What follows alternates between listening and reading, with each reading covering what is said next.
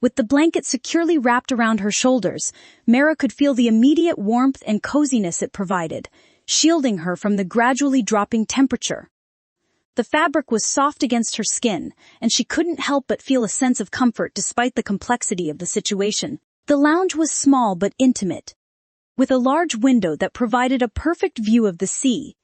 Mara found herself drawn towards it, her eyes captivated by the scene unfolding outside.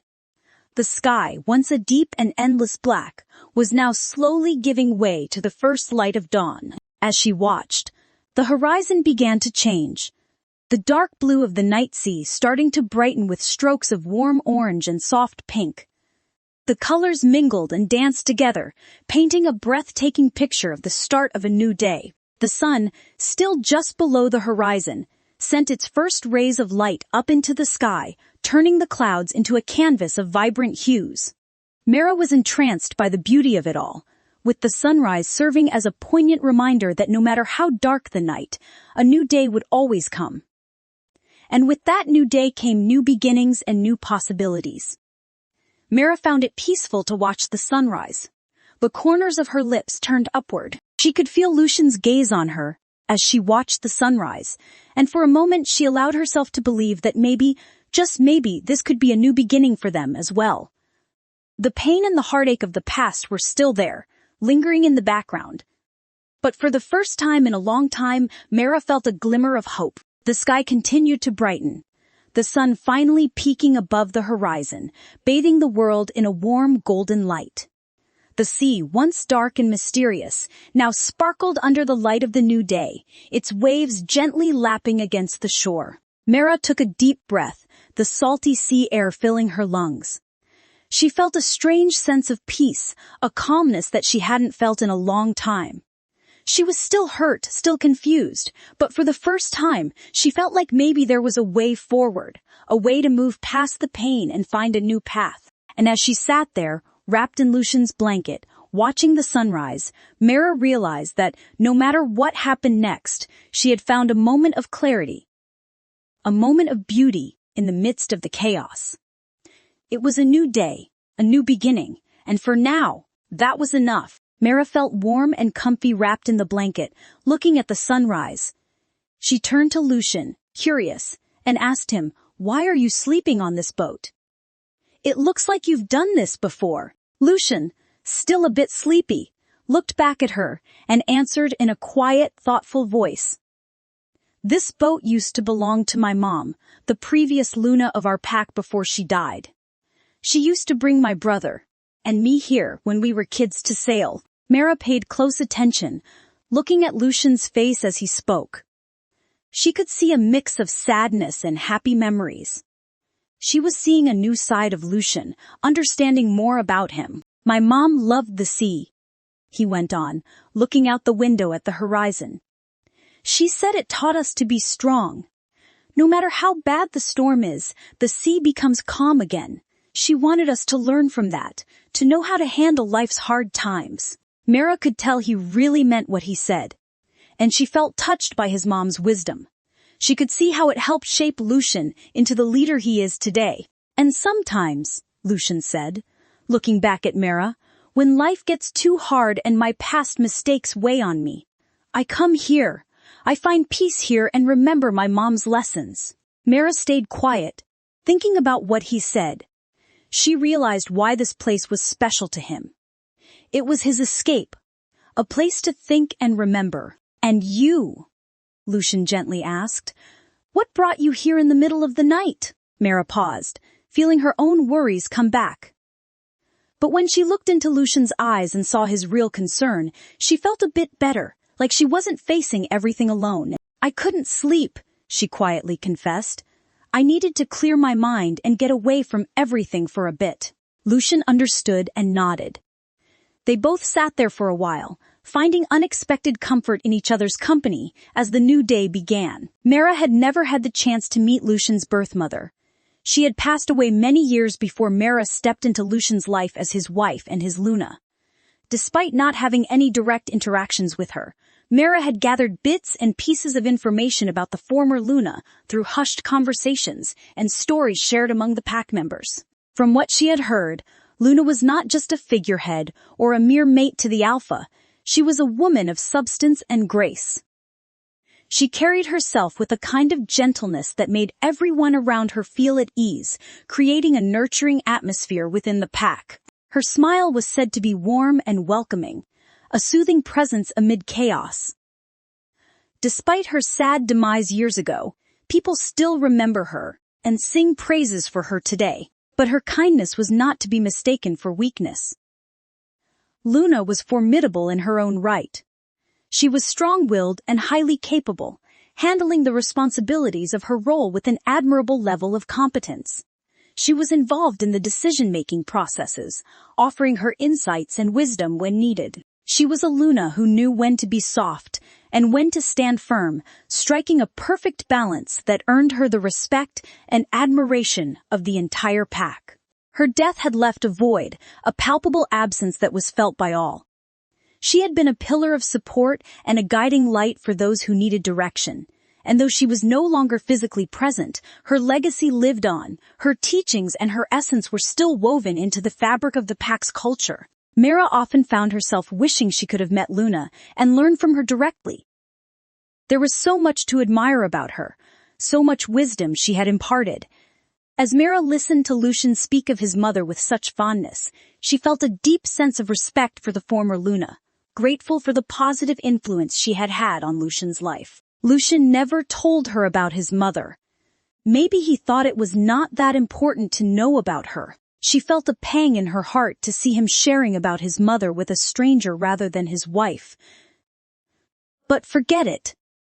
She was too disappointed to be disappointed anymore. Noticing the slightly forlorn expression on Mara's face, Lucian turned his full attention to her, his gaze filled with concern. Mara, caught in her thoughts, felt a moment of hesitation. Her mind went into the aborted Luna ceremony. This was the biggest puzzle in her mind from the previous night. She wrestled with the question that had been lingering in the back of her mind, wondering if she should voice it out loud. Gathering her courage, she finally decided to ask, her voice low and tentative, "Why didn't you go through with the Luna ceremony?" The Luna ceremony held great importance in their community, a ritual that marked the union of two people till death under the surveillance of the moon goddess. It was a rite of passage, a way to connect with the ancient lunar traditions that their people had followed for generations. Completing the ceremony was a symbol of purity, a commitment to preserving their heritage, and a step toward taking on more responsibilities within the community. Lucian's eyes held hers as he processed her question. He could see the curiosity and concern etched on her face. The question hung heavy in the air, charged with unspoken emotions and the weight of the night's events. Lucian, taken aback for a moment, met her gaze, his own eyes reflecting a complexity of feelings. Mara looked at him intently, her eyes never leaving his. The air between them was thick as they looked into each other's eyes. She wondered if he would get angry or leave quietly. Mara waited for his reaction to her question. Her heart was thudding in her ribcage. There was light hope in her heart that he would stop it for the sake of her son. But will her expectations be true? Only God knows. She waited for his answer. Lucian stared into her eyes, which had hints of blue on a normal day. He wouldn't have noticed, but today he did, which reminded him of his late wife. Lucian's eyes, a shade of deep cerulean, bore into Mara's, and for a moment they seemed to reflect the countless thoughts that swirled in his mind. Yet Mara waited for his answer. If it was her previous self, she would have said never mind, but she didn't. She wanted to hear an answer very badly. Mara watched as Lucian's demeanor changed, his face taking on a more serious expression, and his eyes showing a flicker of something deep and complex. He took a deep breath, thinking carefully about how to word his response. As he looked into her enchanting eyes, he saw the shadow of Mara. Something in her eyes told him to be honest. After a moment of silence, he decided to be honest with her. "The truth is, I've been through the Luna ceremony before with someone else. But she was lost in an accident, and we never found her body. Lucian's voice was steady, but Mara could hear the pain hidden just beneath the surface. He continued, I made a promise under the light of the moon goddess, a vow that I intended to keep, and without finding her and without that closure, I can't just break that promise. It wouldn't be right. Mara listened. Her heart made a flip hearing his words. Lucian looked at her with a sad smile on his face. I owe it to her to honor our bond, and the promise I made. She didn't know what to say hearing his words. Mara wanted to believe his words, but the nagging feeling in the back of her head made it hard for her. Mara was taken aback, not expecting such a profound and honest response from Lucian. A whirlwind of thoughts spun in her mind as she pondered over his words, realizing that perhaps he was starting to let go of his suspicions about who she truly was. But then, a new question arose in her heart. Would Lucian stand by the promises he made to her during the Luna ceremony? But he pretty much broke all the promises he made to her. He didn't even respect her or honor her when she was alive. What was the use of doing it now? Why?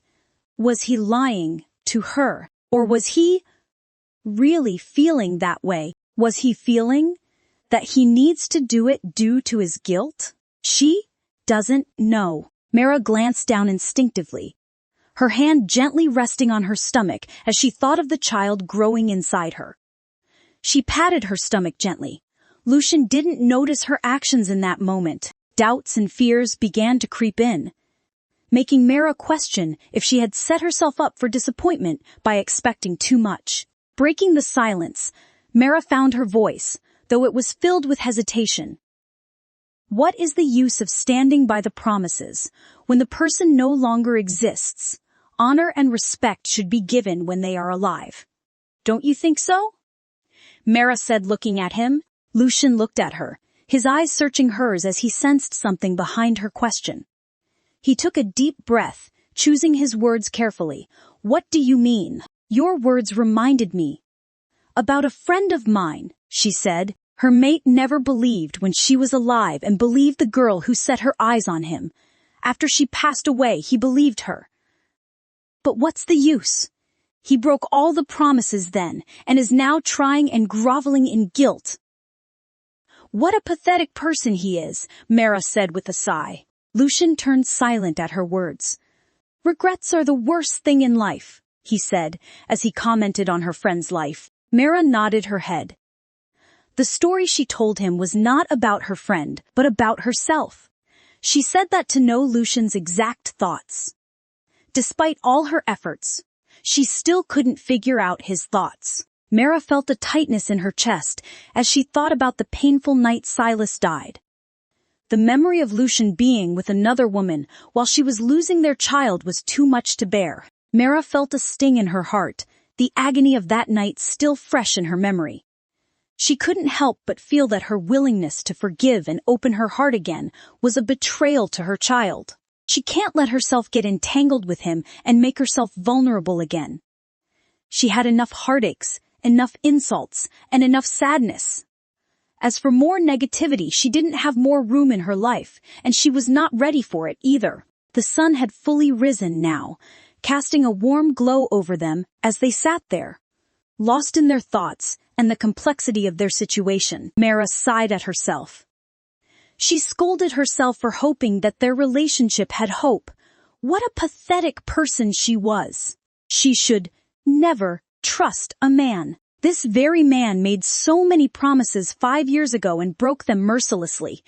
And he killed his very own son while being with his mistress.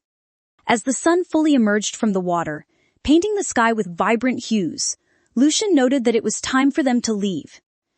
Together, they exited the cozy cabin of the boat, feeling a sense of calmness despite the emotional conversation they had just shared. We need to leave, Mara heard Lucian's voice. Yes, it's getting late, she responded in her soft voice. She folded the blanket and kept it on his bed before walking out with him. They made their way back to the hotel, the morning air fresh and crisp around them.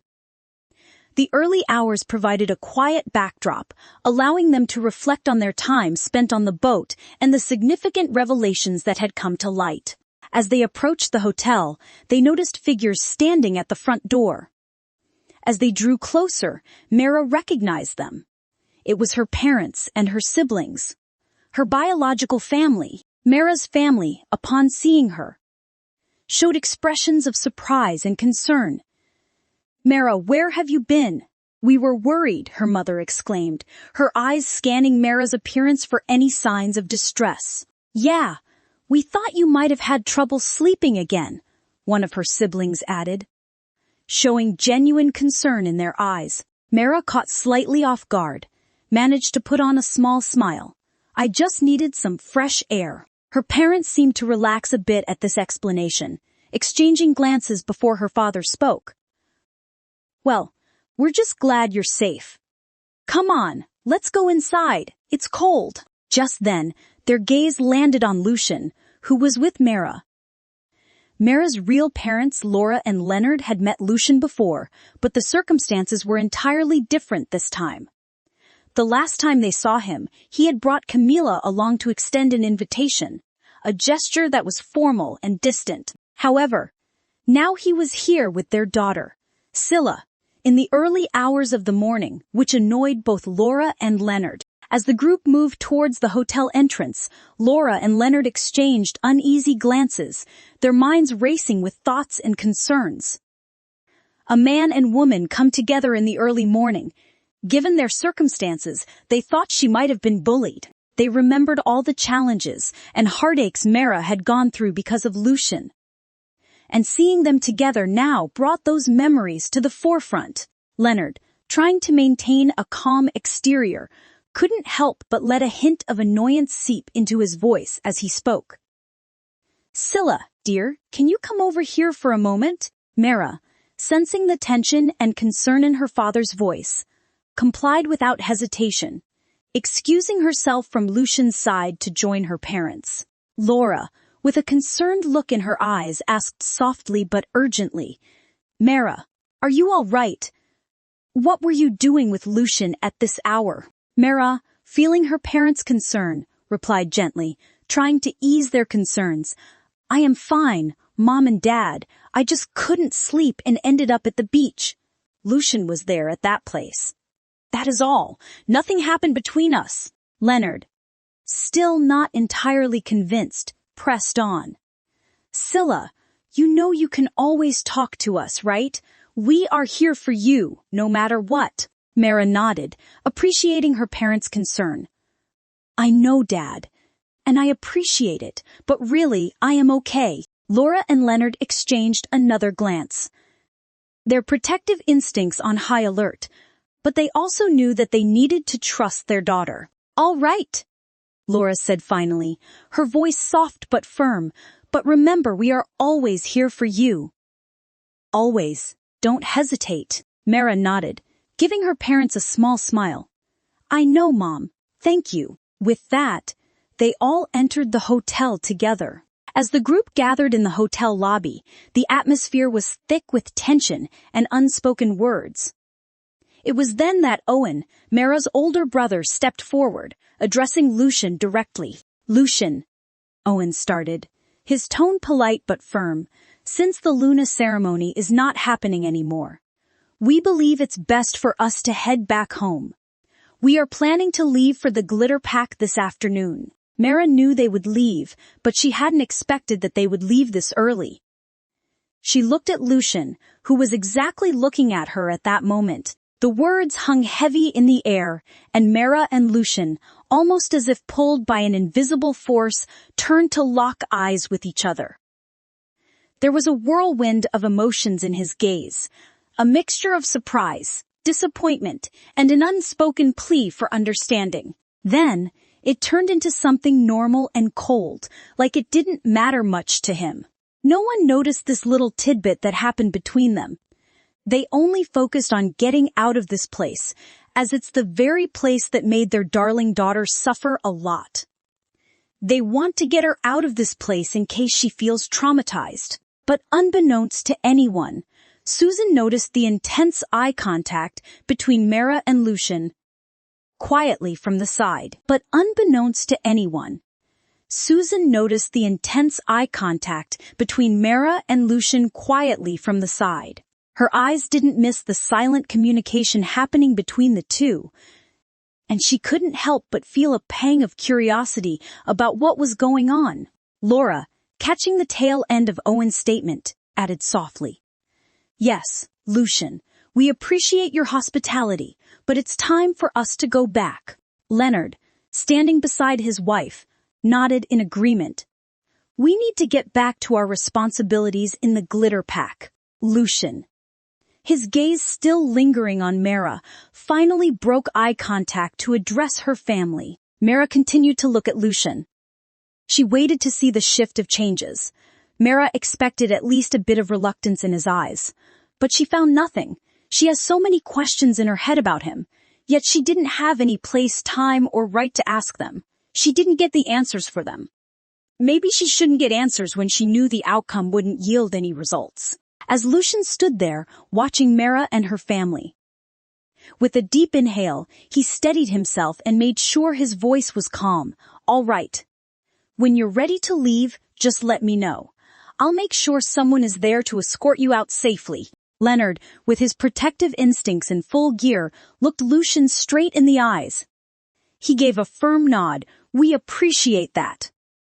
Despite the disappointment and the mishaps, the need to maintain a cordial relationship for the sake of their pack is necessary. Laura, with a small, sincere smile, added, "We're grateful for your hospitality." Mara felt her heart squeeze at his words. It's just like him, cold and distant. He would never change. They shared one last long, lingering look, a silent conversation passing between them. And then the moment was broken as Mara turned to leave with her family. As they walked away, Lucian remained in place, watching until they were out of sight, lost in his own thoughts. Mara, on the other hand, felt a whirlwind of emotions as she walked back to her hotel room. Her mind was filled with conflicting thoughts. With each step, she took a deep breath, trying to calm the storm inside her. Mara walked to her room. Her mother, Laura, sent her a healthy breakfast for her to eat. After having her breakfast, Mara washed up and got ready for her journey. Now all she had to do was packing. She hated packing. Every time she packed her stuff, it was the same thing. She had to leave that place forever. Even now, maybe she was still reluctant to leave Lucian and this place after all. They have been a part of her life until now. She was away from here only for the past few months. With a heavy sigh, she started packing her stuff quietly. These were the times she missed her wolf, Ruby. If Ruby were here, she would have had a chat and wouldn't have become a devil's vessel like now. She hated thinking about heavy stuff. Mara was packing up her things, moving swiftly around the room despite her devilish thoughts. She hadn't brought much with her, so it wasn't long before everything was neatly organized in her bag. Just as she zipped it shut, there was a soft knock on the door of her hotel room. Who could it be? "It isn't Camila again, right?" she muttered under her breath. Curious, she opened the door to find her youngest sister, Susan, standing there with a mischievous twinkle in her eyes. "Hi, sister. Can I come in?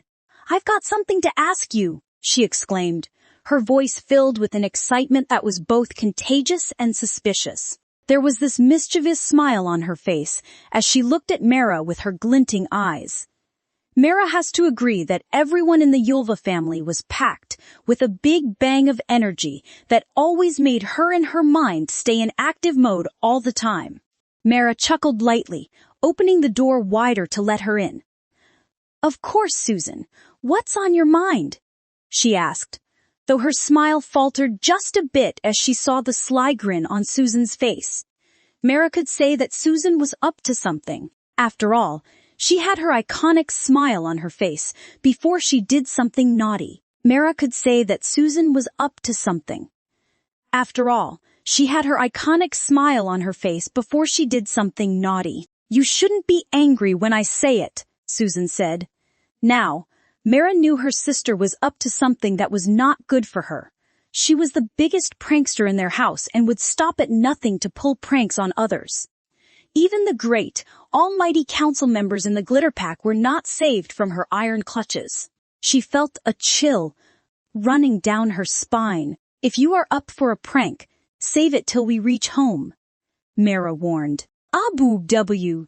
Sis, do you think of me as this heartless?" Susan gave her cute puppy eyes along with her adorable pout, which works on everyone all the time. But Mara knew she couldn't fall into this trap. "Of course," Mara said, shrugging her shoulders.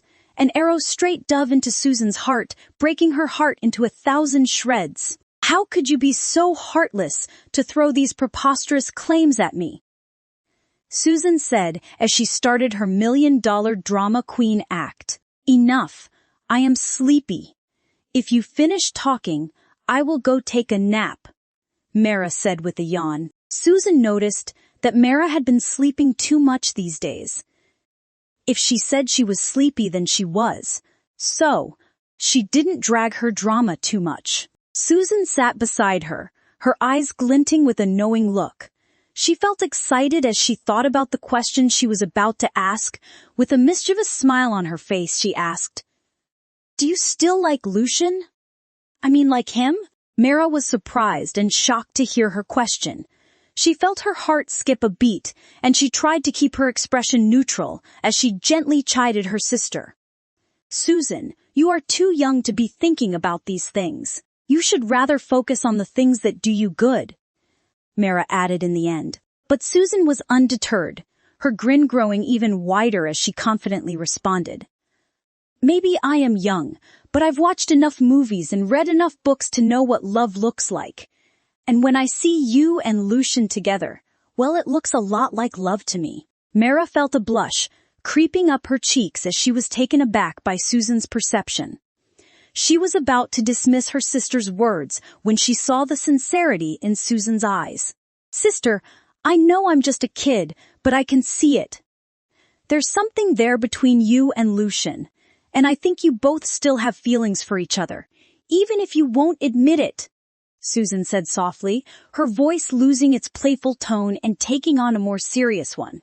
Mara felt a lump form in her throat as she realized that Susan wasn't just trying to tease her. She genuinely believed what she was saying. She was too young to understand the complexity of the situation, but she was observant enough to notice the unspoken emotions. Mara was suddenly at a loss for words as she was scrutinized by her sister's words. Mara sighed, her eyes softening as she looked down at her sister. "Susan, life is complicated, and sometimes things just don't work out the way we want them to. But that doesn't mean you stop trying, right?" Susan pressed on, her eyes filled with a hopeful innocence. Mara was left speechless, her own heart pondering over Susan's words as she realized that maybe, just maybe, there was still a chance for her and Lucian to find their way back to each other. But she knew it was impossible. Everyone in the world knew he had a mate, and she was pregnant. She never had a chance to begin with, and now there is none. A bitter smile crept on her face. The irony was, she was still married. Her husband was widowed and was getting ready to marry another woman. That woman even had his child in her womb. Trying to be with him, thinking that there would be hope in their relationship, would be akin to having a daydream. But that doesn't mean you stop trying, right? Susan pressed on, her eyes filled with a hopeful innocence. As Susan's words resonated in the room, Mara felt a surge of questions bubbling up inside her. She wanted to ask to confirm if what she was seeing in Lucian's eyes was indeed a reflection of her own concealed feelings.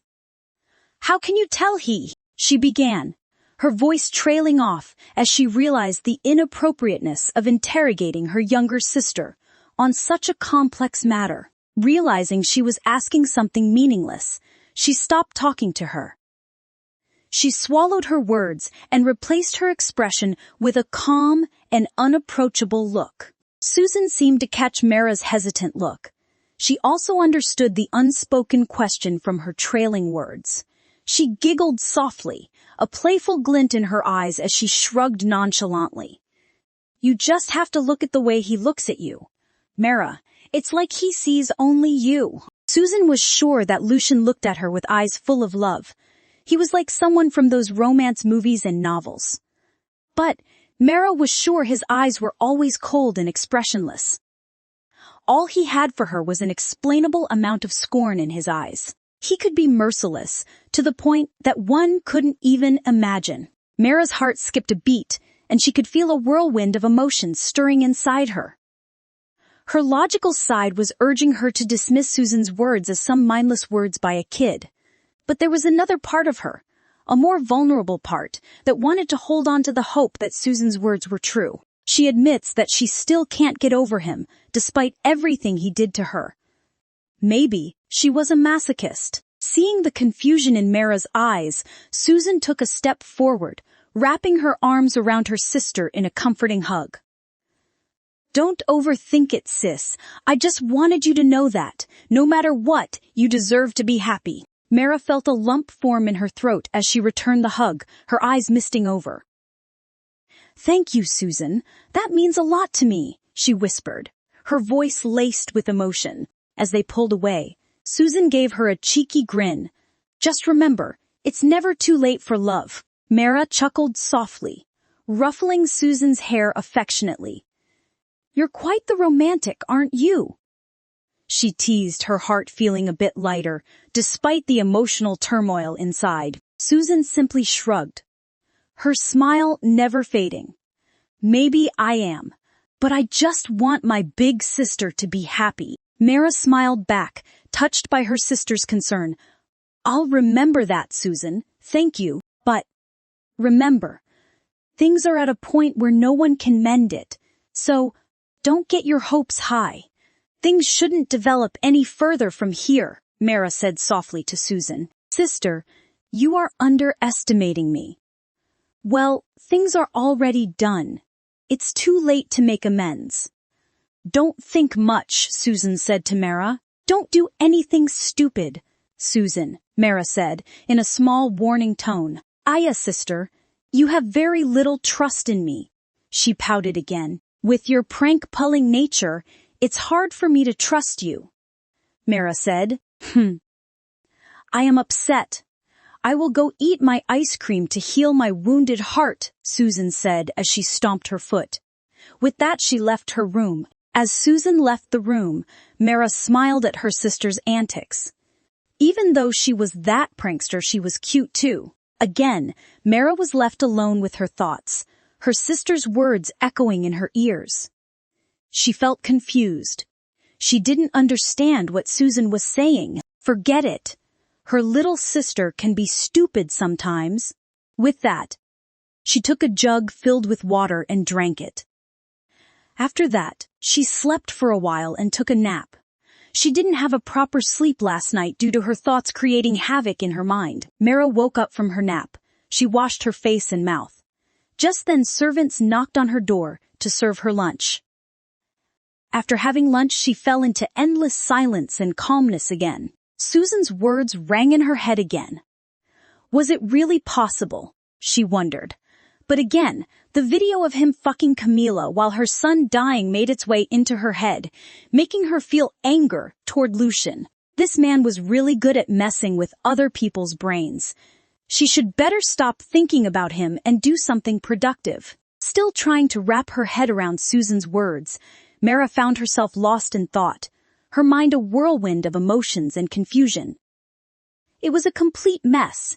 She wasn't quite sure what her sister was implying, and before she could think deeper into her thoughts, the door opened again, bringing her parents into the room. Mara was surprised to see them coming into her room directly. They didn't even inform her about their visit to her room. Normally, they would do it. Did something happen? It must be the case. If not, they wouldn't be like this. Not only Laura and Leonard, but her brothers and even Susan were here. It must be really something important. Laura and Leonard carried an air of seriousness with them as they stepped inside, their eyes filled with concern and love for their daughter. They shared a brief understanding glance before Laura spoke up, her voice gentle yet filled with a motherly firmness. Mara, dear, we've just been informed that someone will be here later to escort us back to the glitter pack. We need to make sure we have everything ready to go. Mara nodded, her thoughts temporarily shifting to the task at hand. Yes, Mom, I've already packed most of my things. I even took a nap after packing my things.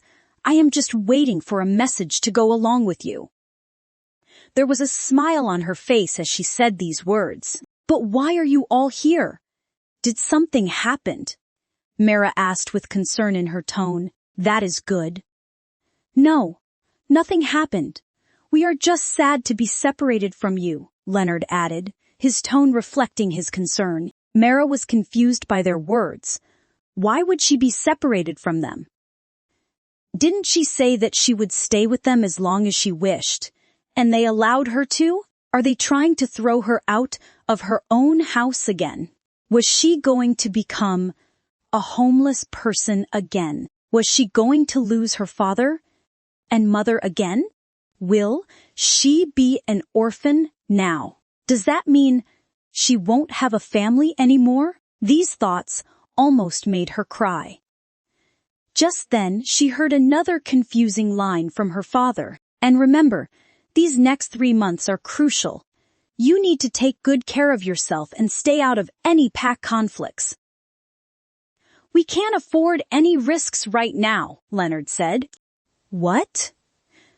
She was staying here for 3 months here and has to take care of herself. Wait, what? She didn't get it clearly. What do they mean? Her head was filled with confusion and unresolved questions. What exactly are they talking about? Yes. And your health is not great too. You have to stay healthy given with your condition. Laura said with a hidden meaning. Mara understood that her mother was referring to her pregnancy. Mara could hear the unspoken worries in her father's and mother's words. Her parents' concern never quite left their eyes. Laura stepped forward, cupping Mara's face in her hands as she looked straight into her eyes. Mara, we love you. We just want you to be safe and happy. Mara felt her heart swell with love for her parents, and she had to blink back the tears that threatened to spill. I love you too, Mom and Dad. But what is this about? She asked with confusion, but then Susan came in. Mom, don't worry. I will take care of sister, Susan said. What? What exactly is going on in this place? She was not understanding a single word. She wished someone could explain her. The atmosphere in the room became tense all of a sudden, and Mara looked confused. The way her parents were talking made it seem like they were hiding something big, and she felt lost as if she had missed an important part of their conversation. The strong emotions she had been feeling just a moment ago were now pushed aside, replaced by her need to understand what was happening. Even though her parents were conversing with her, she still felt she couldn't make head and tail of the conversation. What exactly was happening? What did she miss? Feeling a whirlwind of emotions and confusion, Mara's brows furrowed as she tried to make sense of her parents' words and Susan's previous comments. She felt a mixture of sadness, anxiety, and a lingering sense of curiosity. With a hesitant voice filled with confusion, she finally asked, "What do you mean? What are you talking about?" She was really confused. She badly needed the details of the things that were happening around her. Mara could no longer carry on this conversation. Her parents exchanged a glance, sensing the turmoil and confusion within their daughter. Laura, with a gentle and reassuring tone, responded, "Sweetheart, we mean that you need to be careful and stay out of any pack issues. These next 3 months are crucial for you and the baby. We want you to focus on your health and well-being." Yes, but what does that have to do with Lucian and the Lethe pack? Aren't we like this from the start? Mara pressed on, her voice laced with a mix of frustration and desperation for answers. Leonard, realizing the need for clarity, explained further, Mara, the Lethe pack has its own issues and challenges, and with Lucian being the alpha, he is right in the middle of it all. We don't want you to get caught up in any of that. It's for your own safety. True. That is why we are detached from them. But why are you guys reminding me again about this? Mara felt a lump form in her throat. She understood her parents' concerns, but why does she feel like no one is getting her point? She wanted to bang her head to a wall, but she couldn't. Laura stepped forward, placing a comforting hand on Mara's shoulder. Mara, Lucian is strong. He has been handling the pack on his own for a long time. Right now, you need to think about yourself and your safety. You need to be strong. Don't think of Lucian or anyone. If you feel uncomfortable and don't want to stay here and see that man's face, tell me. I will pick you up any time and take you back. Owen said to her, trying to assure himself and her. He could see she was petrified to stay here after all this mess. How could she not? That man didn't even treat her like a person. His sister suffered too much. Now, she has to stay here.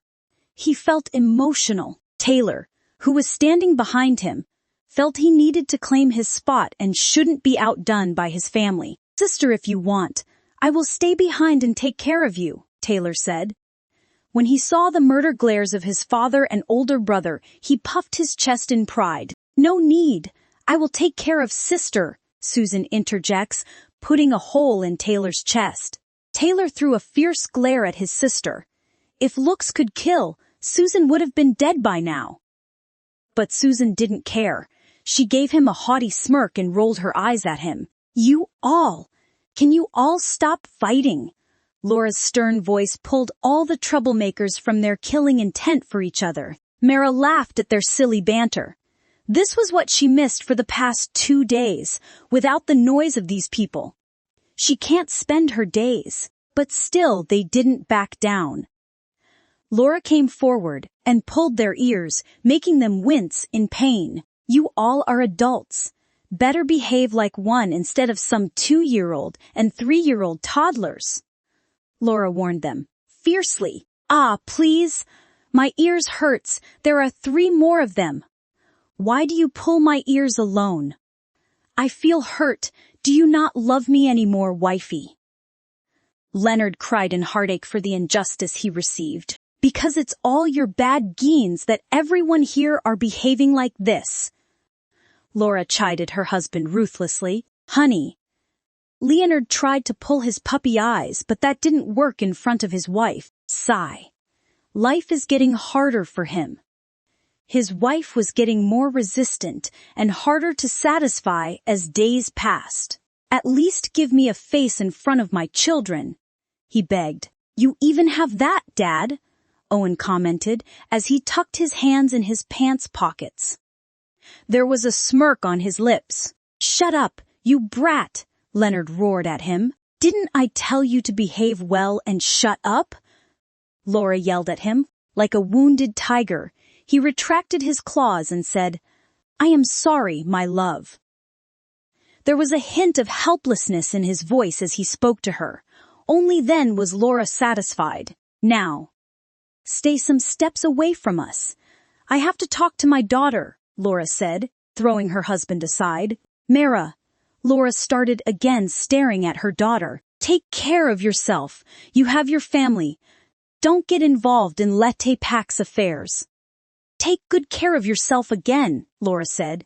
Her eyes were red. Her worry was purely reflected in her eyes.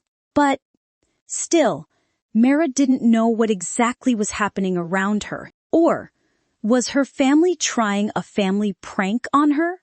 If that was the case, this was not funny anymore.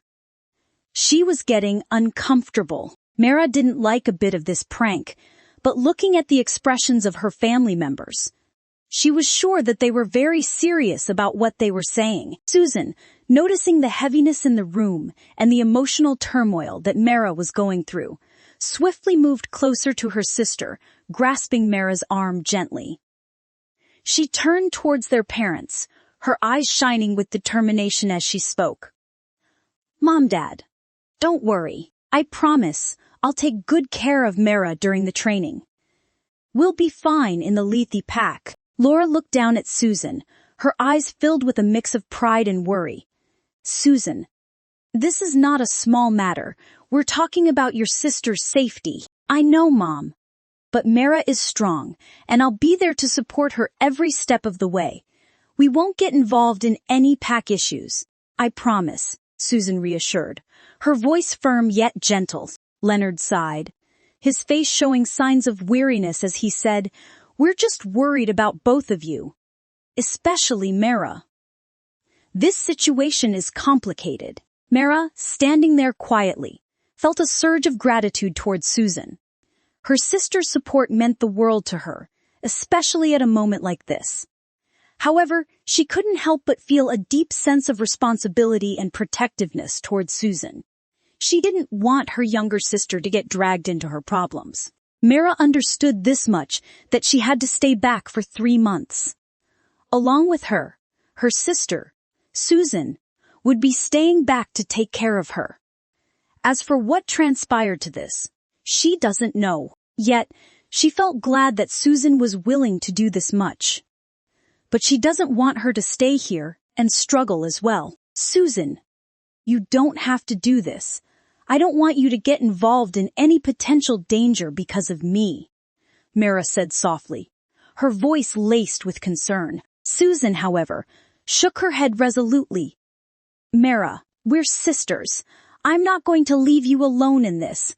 Let me take care of you." Mara was touched by Susan's words, but she couldn't shake off the feeling of unease. She was stepping into the unknown, and she was terrified of the consequences that her decisions might bring, not just for herself, but for her sister as well. She felt a heavy weight on her chest, a mixture of love, fear, and responsibility. As she realized the gravity of the situation they were all in, Laura, observing the exchange between the sisters, finally spoke up, "All right. But you two need to promise us that you will take care of each other and stay out of trouble." "We promise, Mom," Susan replied confidently, while Mara nodded in agreement, despite the turmoil inside her. As their parents left the room, leaving the sisters alone, Mara couldn't help but feel a whirlwind of emotions. Gratitude for Susan's support, fear for the unknown future, and a lingering sense of sadness at the thought of leaving Lucian behind. She knew that the next 3 months were going to be challenging. And she could only hope that she was making the right decision, and given the existence of her child in her stomach, she felt extremely uneasy. Her baby bump would be showing off with time. This place would not be safe for her. Mara felt a headache coming in her way as she thought about the things. An hour after saying their goodbyes to Laura and Leonard, Mara and Susan found themselves standing in front of a villa, dropped off by a silent driver, who was instructed by Lucian to ensure their safe arrival. The villa was elegant, surrounded by lush greenery, and had an aura of tranquility. As Mara laid her eyes on the front door of the villa, a rush of familiarity washed over her. Her heart raced as she realized where she was. Every detail, from the design of the door to the arrangement of the flowers in the garden, was engraved in her memory. It was a place she had visited in her past, a place that held significant memories. Susan looked around with curiosity in her eyes. "Wow, this place is beautiful, sis." Mara swallowed hard, her throat tight as she tried to find her voice. "Yes, Susan. After all, this is Lucian's villa." Susan's eyes widened in surprise. "Lucian's? Why would he let us stay in his villa? Isn't this a bit too much? I thought we would be staying in a guest house." Mara took a deep breath, trying to calm the storm of emotions inside her. "I don't know, Susan, but this place is the safest place for us. Maybe that is why he is letting us stay here." Susan nodded, though she was still visibly puzzled. "Yeah, you're right. Safety first." Mara managed to muster a small smile for her sister, though her mind was racing. Being in Lucian's villa brought back a flood of memories, moments they had shared, and the deep connection they once had. She could feel her heart aching as she realized how much she had missed him, how much she still cared. Yet which was not a good thing for her. As they entered the villa, Mara's senses were overwhelmed by the familiar scent, the warmth of the place that once felt like a second home. She knew she needed to be strong for her own sake and for Susan's. But being here in Lucian's space was testing her resolve. Mara couldn't shake off the feeling that these next 3 months were going to be a roller coaster of emotions, and she needed to brace herself for what was to come. This villa held a special place in Mara's heart. It was the very space she had lived in during her pregnancy with Silas, chosen carefully by Lucian for its proximity to the pack house, ensuring safety, yet distanced enough to provide tranquility and privacy. Lucian had personally overseen the construction and design of the villa, ensuring every detail catered to Mara's comfort. He would often express his desire for her to stay undisturbed, away from any potential stressors, wanting her to experience a serene environment. Walking through the villa now, Mara's heart was heavy with nostalgia. Every room, every corner, had a story to tell, a memory etched into it. This was where she felt loved and cared for, where she believed she had found her haven. However, amidst the warmth of those memories, a shadow of doubt lingered in her mind. Did Lucian do all this truly out of love for her? Or was it merely his sense of responsibility towards Silas growing inside her? This question had haunted her for years, an answer always seeming just out of reach. The time she spent here was undeniably peaceful. There were no troubles, no external pressures. Just her, the growing life inside her, and the occasional visits from Lucian, who seemed genuinely concerned about her well-being. As she stood there, lost in her thoughts, she could almost feel the ghost of Lucian's presence. His laughter resonating in the walls, his caring gaze following her every move. It was a bittersweet feeling. A mixture of happiness from the cherished memories and a pang of sorrow from the unresolved feelings that lingered. Mara took a deep breath, trying to shake off the overwhelming emotions. She was here now, not as Lucian's beloved, but as the Glitter Pack's Alpha's daughter, standing strong for her pack and her sister. The past was a comforting yet painful place to visit, but she knew she needed to focus on the present, on the challenges and opportunities that lay ahead. As she stepped inside the mansion, she felt like she was going through a new roller coaster ride. This place has too much, both in her memories and her nightmares. There was laughter and sadness. Her alive son and her dead son's memories. She has done soul-searching in the past few months. Now, can she get ready to bear all the toxicity that she may or will get by entering this place? Maybe she can, and maybe she cannot. After all, nobody wants to get hurt. At least not willingly unless they are foolish. People turn into fools when they are in love. As for whether Mara was a fool or not, only she knew the answer. What she had for Lucian was something complicated that even she couldn't comprehend. At this moment, whether she would be able to forgive him for being irresponsible for her son's death and love him back, or whether she could be able to be cold-hearted towards him and be a villain in his life for killing her son. She doesn't know where she stands. She was on a fence between these two. Maybe these 3 months would make her jump from this fence and be on one side. She wished there was someone with whom she could talk about this freely. Mara can't talk to Sophia after all. She would say dump him. Her best friend was the kind of person who said, Anyon, who hurts you deserves to die. If Mara were to share her conflict, she would run here with a knife and stab Lucian to death without caring about the consequences. As for Susan, she was already worried about her. She can't let her worry more. If only Ruby was here. How nice it would be. Her only companion in this place was her wolf, Ruby.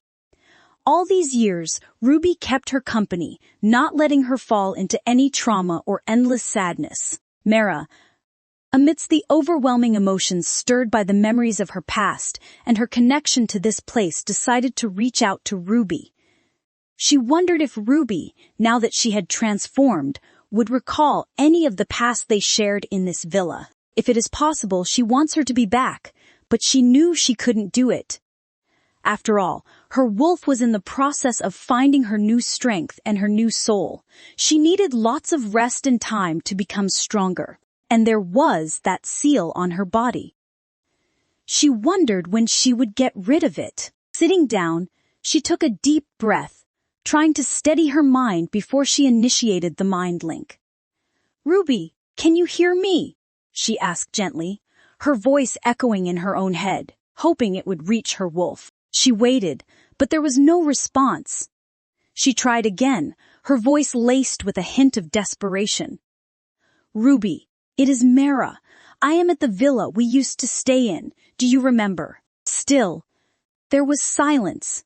Mara could feel the void, the lack of connection, and her heart sank a little. She knew that Ruby was still in the process of regaining her werewolf powers, and it seemed like the mind link was part of the abilities she had yet to fully recover. Sighing, Mara leaned back, her mind heavy with thoughts. She wished she could share this moment with Ruby and talk to her about the past and the memories that were flooding back. But it seemed like she had to wait and give Ruby the time she needed to heal and regain her strength. No matter what, she still couldn't find a way to fill up the void of not having Ruby by her side. She found her family, friends, and everyone, but no one could fill the void of her wolf. The unanswered calls left Mara feeling a bit lonely and lost. She was surrounded by walls filled with memories of happier times and sadder times too. Yet she couldn't share them with the one person she hoped would understand. It was a stark reminder of how much had changed and how much she had lost. She decided to give Ruby the space she needed, hoping that in time her wolf would come back to her, and they could reconnect not just as host and wolf but as friends, partners in crimes, sisters, and many more which they were in the past.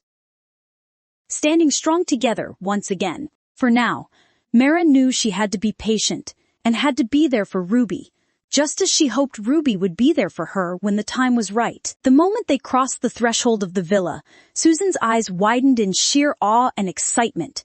The grandeur of the place, the elegance of its design.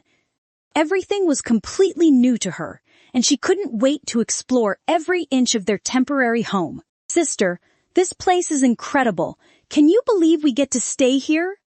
Susan couldn't contain her excitement, her voice filled with enthusiasm as she looked around, her eyes sparkling. Mara managed to muster a smile, pushing her internal turmoil aside to share in Susan's joy.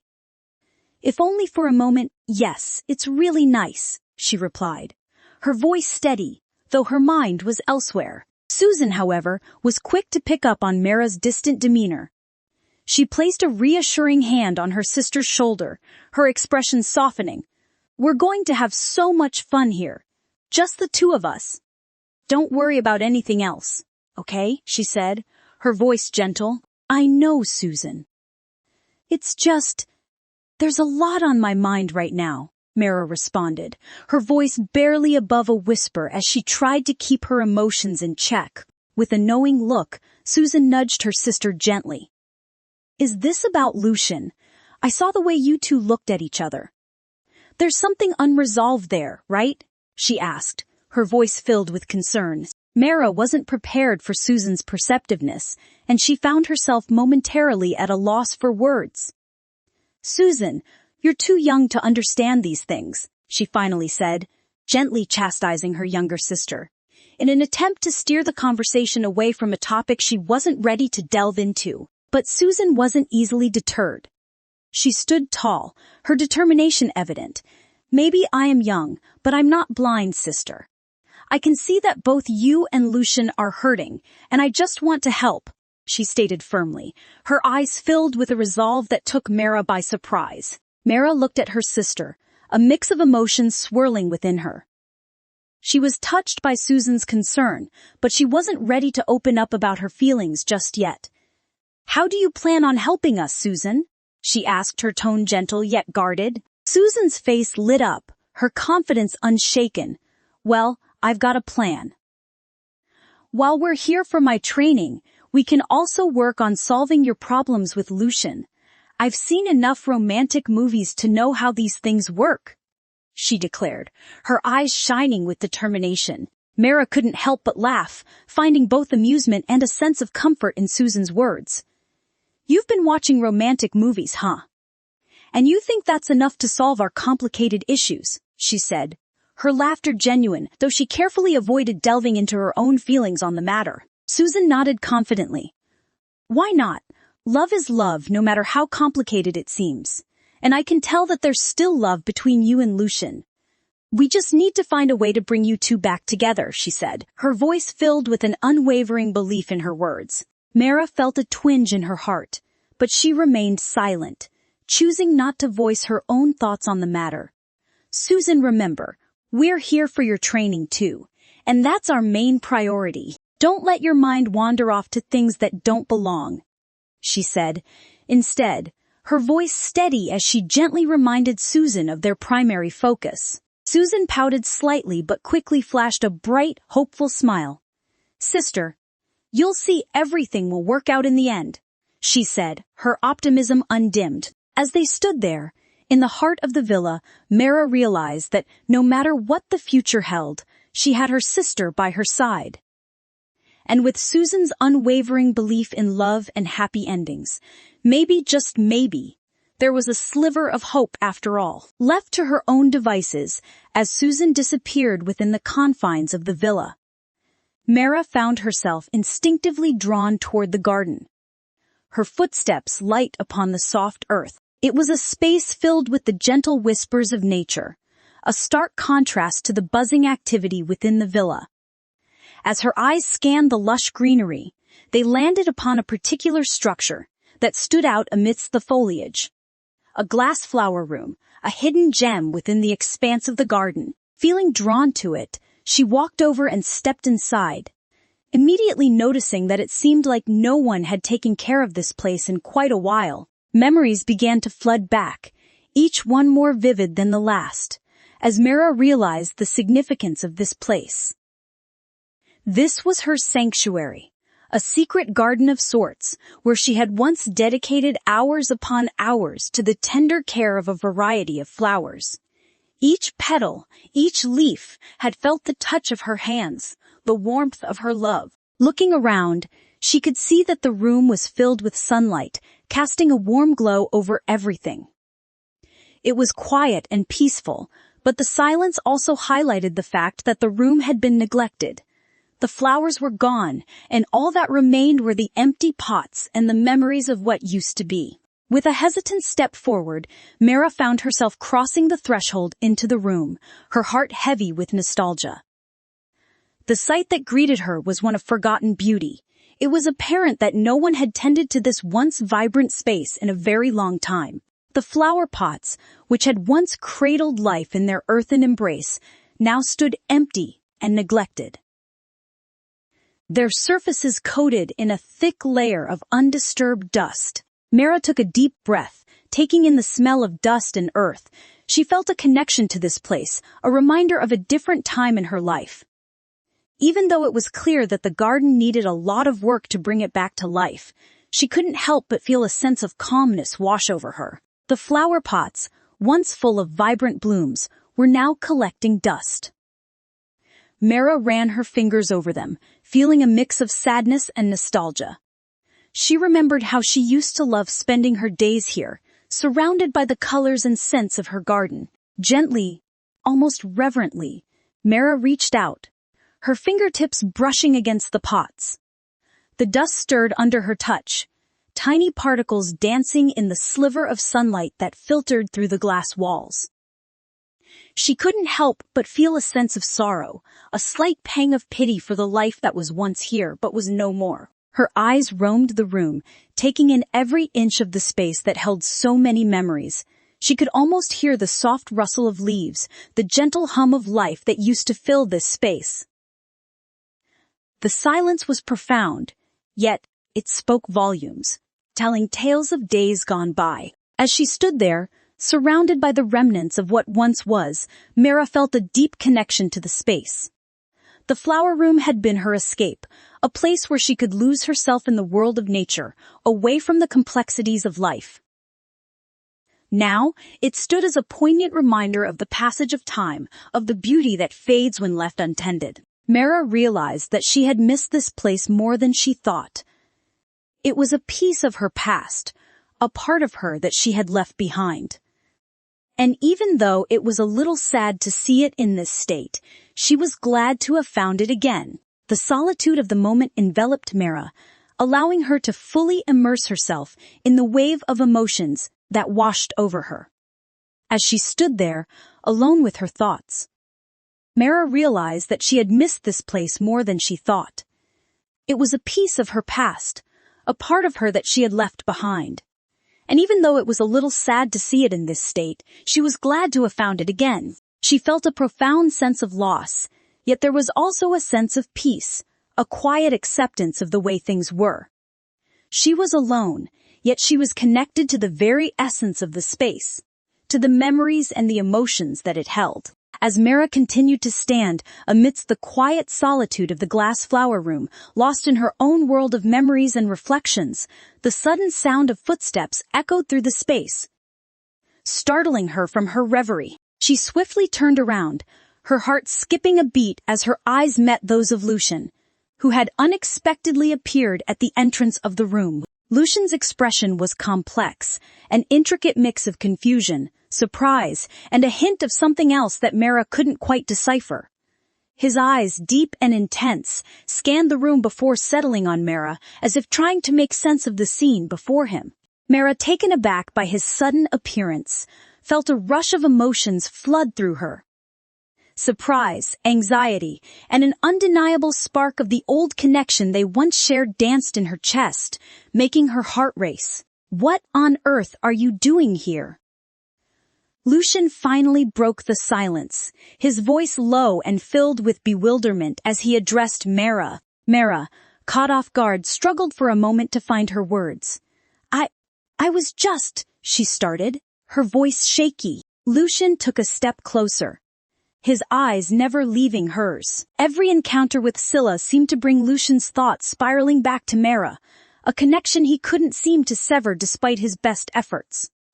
He continuously reminded himself of their differences, emphasizing in his mind that their sense, their abilities, their very beings were worlds apart.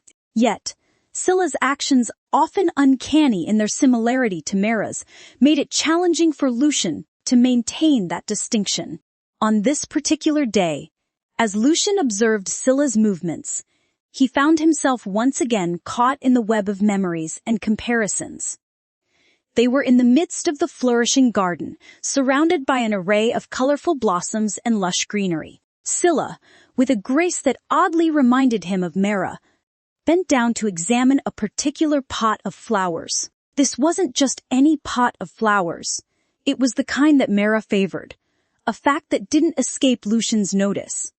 As Scylla's eyes filled with a look of regret, similar to how Mara's would when something troubled her, Lucian felt a twinge in his heart, an aching reminder of what he had lost. He watched as Scylla reached out, her fingers gently caressing the delicate petals, a gesture so reminiscent of Mara's love for flowers.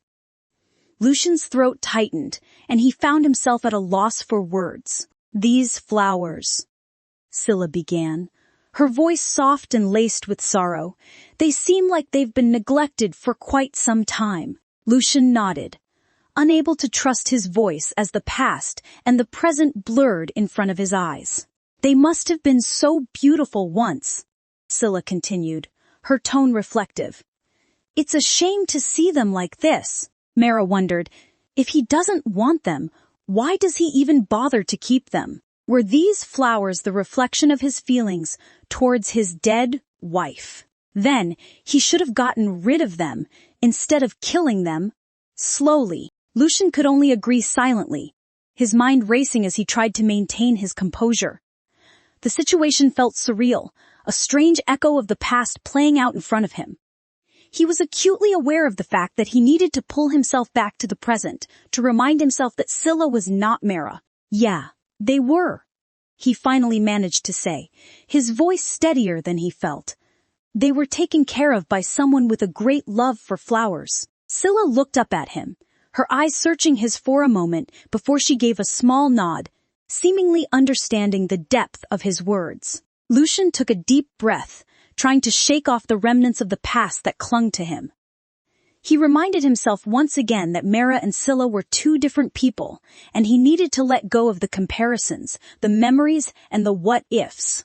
But as he stood there, watching Scylla's interactions with the flowers, Lucian couldn't help but wonder if the universe was playing some cruel joke on him, constantly reminding him of what he had lost and what he had let slip through his fingers.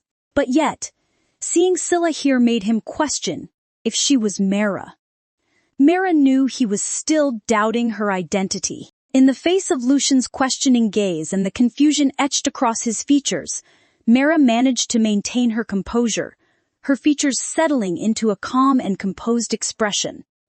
Her lips curled upwards, forming a serene smile as she addressed the powerful alpha standing before her. "Lucian," she began, her voice steady and imbued with a hint of amusement. "For someone who leads a legion as formidable as the Lethe pack, you seem to have a rather forgetful streak. It is almost amusing how this question of yours seems to be a recurring theme in our encounters." Lucian, taken aback by her poised response and the ease with which she navigated his inquiry, couldn't help but furrow his brows in both confusion and intrigue. The calmness in her demeanor, the lightness in her tone Suin, it all felt eerily familiar, yet he couldn't quite put his finger on why. "Is that so?" he found himself responding, his voice laced with a curiosity he couldn't mask. "And what exactly is it that I seem to be forgetting? According to you?" Mara's smile didn't waver, but her eyes held a glint of something indefinable Thide, a mix of wisdom, sadness, and a touch of playfulness. "Perhaps," she mused aloud, "it is the fact that I am just a visitor in your territory, here for reasons that are my own, and each time we cross paths, you seem to look at me with the same questioning gaze, as if trying to unravel a mystery.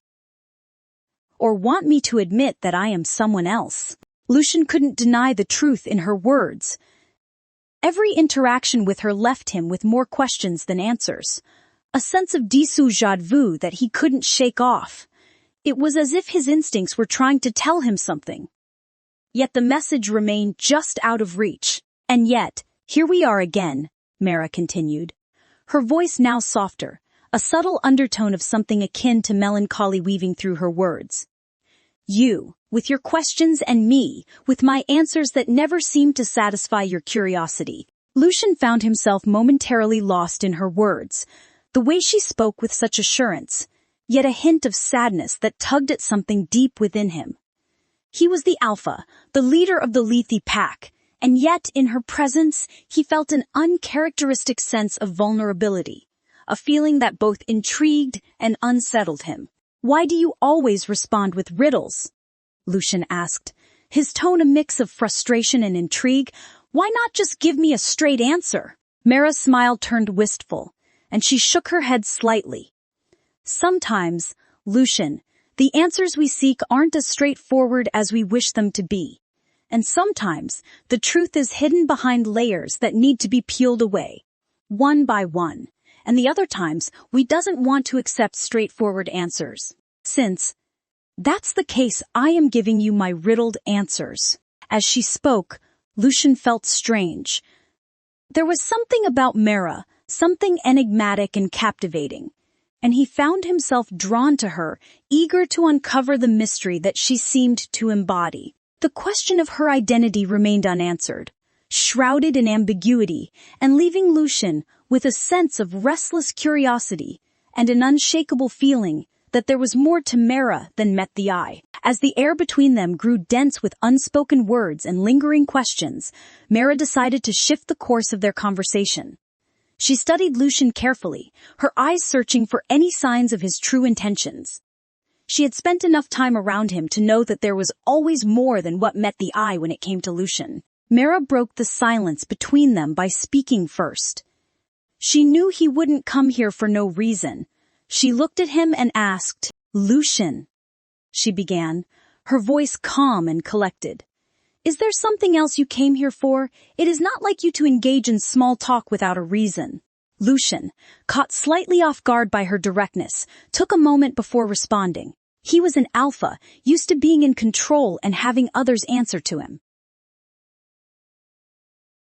But with Mara, the dynamics were always different, always more balanced. Hearing her, Lucian felt like he was hearing Mara again. He shook his head and scolded himself for being stupid again. How could Mara talk like this? She was gentle, docile, and always loving towards him. But this woman, she acts like she has a gun in her mouth and is always ready to shoot. You are right, he admitted, his gaze never leaving hers. I actually came to invite you to join us at the pack house this evening. We're hosting a small banquet and we'll have some distinguished guests in attendance. Mara raised an eyebrow, intrigued by the invitation. She wasn't one to attend social gatherings frequently, but she sensed that this was an important event for the pack, perhaps even for Lucian himself. Was it about the Luna ceremony, which was aborted? Distinguished guests? She queried, her tone laced with curiosity. Yes, Lucian confirmed, nodding his head slightly. High-ranking werewolves from the Lethe pack, as well as others like yourself and Susan, who are currently interacting with our pack. It is an opportunity for everyone to come together, get to know each other better. Mara took a moment to ponder his words, weighing the pros and cons of attending the event. She was well aware that social gatherings like these often held more significance than they appeared to on the surface, especially when it came to pack politics and alliances. And what is the occasion? She asked, her eyes narrowing slightly as she tried to gauge his response. Lucian hesitated, searching for the right words. It is an occasion to strengthen the bonds within the pack and with our allies. Your presence would mean a lot to us, and it would be an honor to have you there. Mara could sense the sincerity in his voice, and she knew that this was not an invitation she could easily decline. She also recognized that this could be an opportunity for her to learn more about the pack and its workings, information that could prove to be valuable in the future.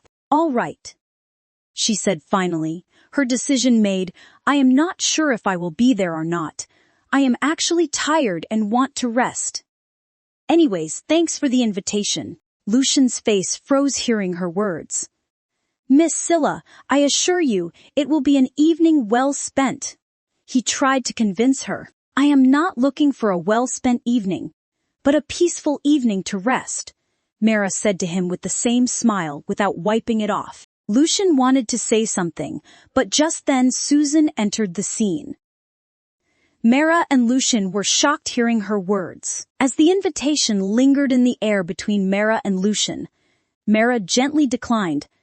Thank you for the invitation, Lucian. But we really weren't prepared for any social gatherings. We will have to pass this time. Susan watched as Mara exchanged words with Lucian, her eyes darting between the two of them, trying to gauge the situation. When she heard the word banquet, her interest was instantly piqued. A dinner party at the pack house. This was something she didn't want to miss. As Mara gently refused the invitation, Susan couldn't help but feel a surge of disappointment.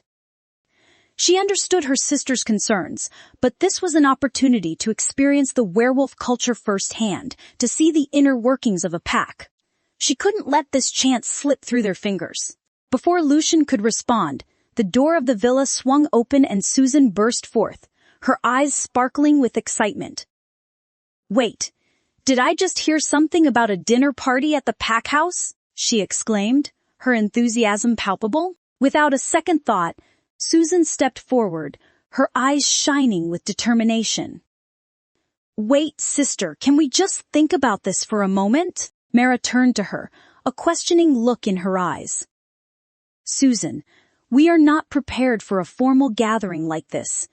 We don't have anything to wear, and we don't know their customs well enough. It wouldn't be appropriate. Susan nodded, acknowledging her sister's concerns. I get it, I really do. But look at this as an adventure, an experience. We are here to learn, right? What better way to understand their culture than to be a part of it? Mara sighed, her resolve wavering. She could see the excitement in Susan's eyes, and she knew how much her sister loved to learn and experience new things. And besides, Susan added, her voice filled with a persuasive enthusiasm, Lucian just said that they have clothes for us to wear. We won't be underprepared. We can do this. Mara looked into her sister's eyes, seeing the genuine excitement and curiosity there. She knew Susan had a point. They were here to learn, and this was a golden opportunity. Mara turned to her sister, a hint of surprise in her eyes. She hadn't expected Susan to be interested in pack gatherings, especially given their nature of being outsiders. Susan, we really aren't prepared for an event like this. Mara tried to explain, her voice laced with a calm reasonableness. But Susan was not to be deterred. Oh, come on, Mara. When will we ever get a chance like this again? We are in the heart of the werewolf community. We should embrace it, she urged, her eyes shining with a mixture of adventure and curiosity. Mara opened her mouth to respond, but Lucian beat her to it. Susan is right, Mara. It's a casual gathering, and your presence would mean a lot to us.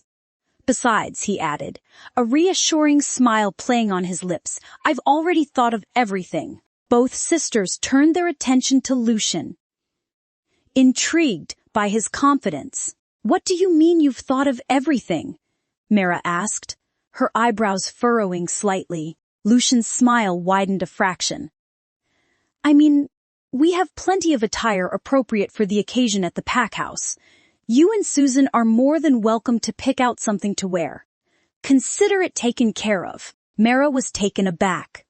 She hadn't expected Lucian to be so prepared, to have considered even the minutest details. Susan, on the other hand, was delighted. See, Mara, problem solved. We have to go now. Mara looked at her sister's eager face, then back at Lucian's expectant one. She took a deep breath, realizing that she was outnumbered and outmaneuvered. All right, she conceded, a slight smile tugging at her lips. We'll attend the banquet. Lucian's face lit up, and even Mara had to admit there was a genuine warmth in his eyes that was hard to ignore. Fantastic. It's settled then. Come with me, and we'll make sure you both are ready for the evening. Without pausing for even a brief moment to gauge Mara's reaction, Susan eagerly chased after Lucian, her energy infectious and her excitement clearly written all over her face. With a graceful bound, she made her way into Lucian's car, planting herself comfortably inside and peering out of the window with sparkling eyes. She waved enthusiastically at Mara, urging her on. Come on, sister. Don't be a slowpoke. We're going to have some fun with ourselves this evening. Mara, caught amidst the tumult of Susan's bubbling enthusiasm, couldn't help but let a genuine smile grace her lips, her earlier reservations and doubts momentarily forgotten. Susan's presence was something that made her feel relieved. With no other option visible, Mara hastened her pace, quickly making her way to the car and slipping into the seat next to her vibrant sister. The car's engine roared to life beneath them, signaling the start of their unexpected adventure. As they sped away from the villa, leaving its serene gardens and the tranquility it offered far behind, the entire car ride was dominated by Susan's animated and lively chatter, her words filling the space with an infectious vibrancy. Mara found herself unwittingly drawn into the whirlwind of excitement, her prior hesitations and reluctances fading away like mist under the morning sun, all thanks to Susan's overpowering zeal. Upon their arrival at the Image Design Center, the pace of events quickened, leaving Mara and Susan barely any time to catch their breath or fully absorb their new surroundings. They were almost immediately ushered into the bustling styling room, a hub of activity and artistry, with stylists darting to and fro, armed with an arsenal of beauty tools.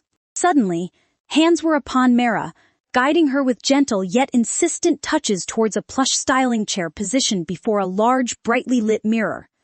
The sudden invasion of her personal space left her feeling unexpectedly vulnerable, a sharp contrast to the control and composure she usually exuded. A stylist, her hands skilled and her demeanor calm and reassuring, approached Mara, expertly navigating through the waves of her hair with practiced ease.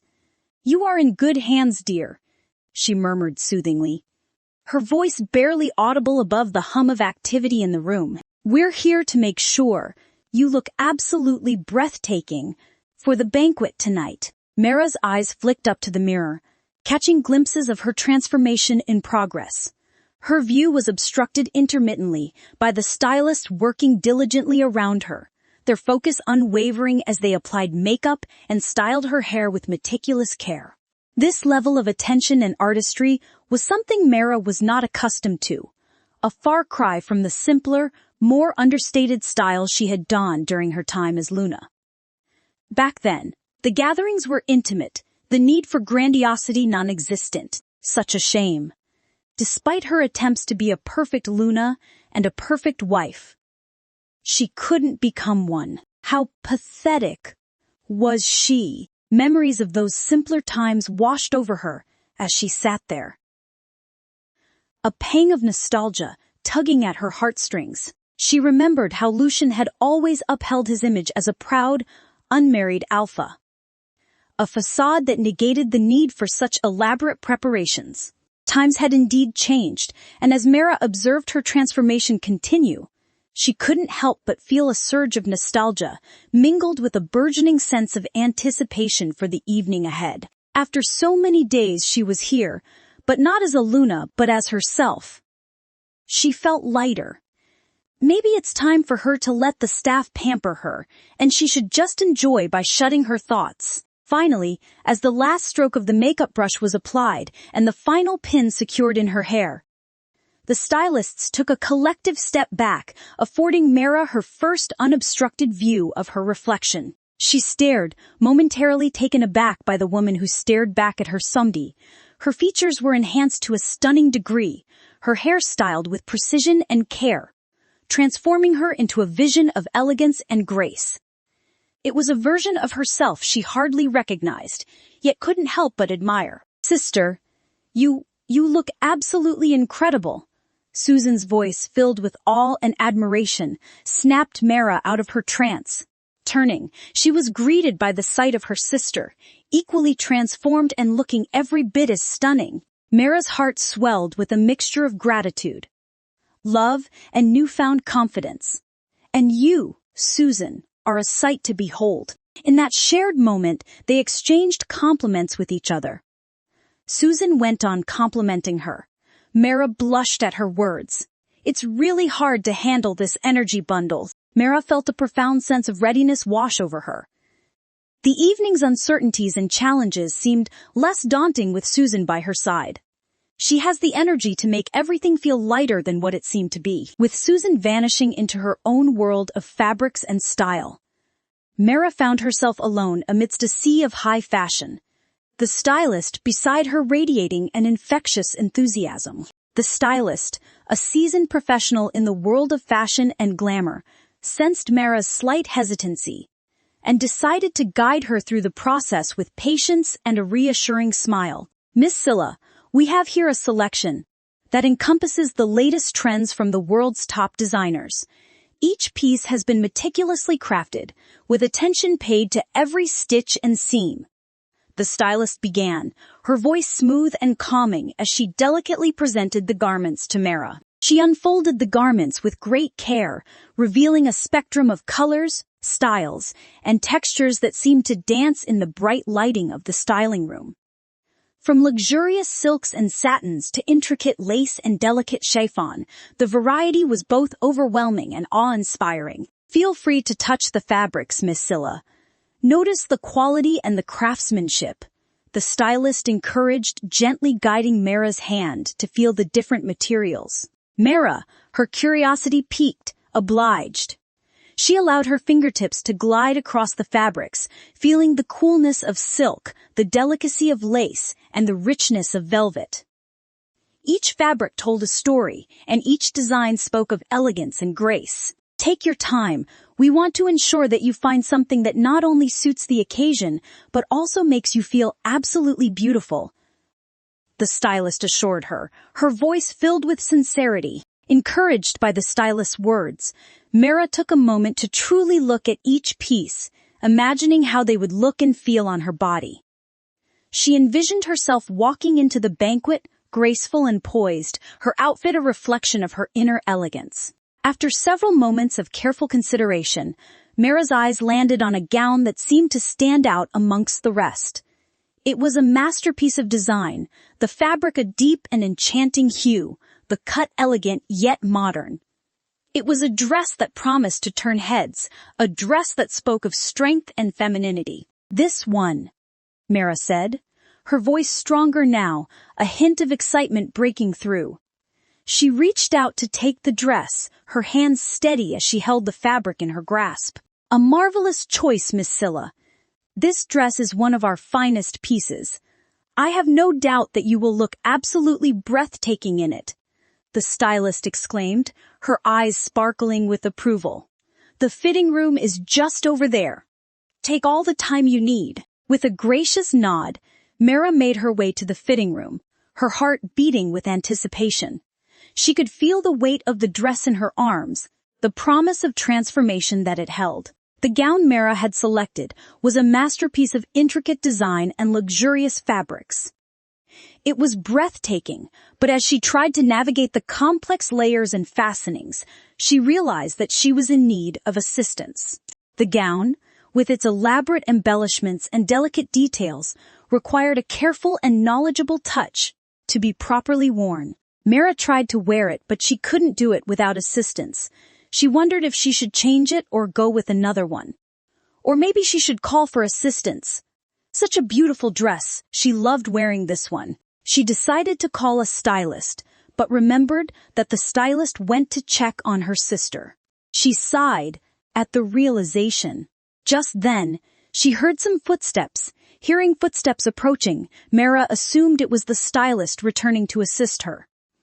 She called out softly, her voice laced with a hint of frustration. "Excuse me, could you please help me with this?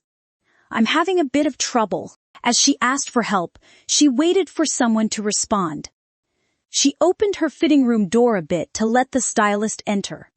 But seeing no one entering or no moment, she peeked out and was shocked to see the person who was present. Chapter 170. Embarrassed. She called out softly, her voice laced with a hint of frustration. "Excuse me, could you please help me with this? I'm having a bit of trouble." When Mara heard footsteps nearing her fitting room, she automatically assumed it was a stylist coming to her assistance. Struggling with the complicated gown, she breathed a sigh of relief and called out softly. "Excuse me, I need some help with this dress." The footsteps halted, but no response came, leaving Mara slightly bewildered. Deciding to take matters into her own hands, she cautiously cracked the door open, hoping to catch the stylist's attention. Puzzled by the silence, Mara felt a mix of impatience and embarrassment. She partially opened the door to the fitting room, peeking through the narrow gap to identify her potential helper, hoping to catch a glimpse of the stylist. Peering through the narrow gap, she couldn't see who was outside and presumed the store's female assistant was on her way. However, she didn't spot anyone immediately in her line of sight. Believing that the stylist must be nearby, Mara hesitated for a moment before pushing the door further ajar, making enough space for what she believed was the female attendant to enter. As Mara caught sight of Lucian seated nonchalantly on the plush sofa, a wave of embarrassment crashed over her. She had confidently called out for help, expecting a female stylist to respond to her distress. The realization that she had just exposed her vulnerability to Lucian, the leader of the Lethe pack, made her cheeks burn with a warm flush. For a moment she stood frozen, her hand gripping the edge of the fitting room door as she processed the unexpected situation. Her mind raced, wondering why he was there in the first place, and what he must be thinking about her predicament. She had never imagined that Lucian, with his stoic demeanor and commanding presence, would be in such a personal space. Mara felt a strange mix of emotions swirling inside her.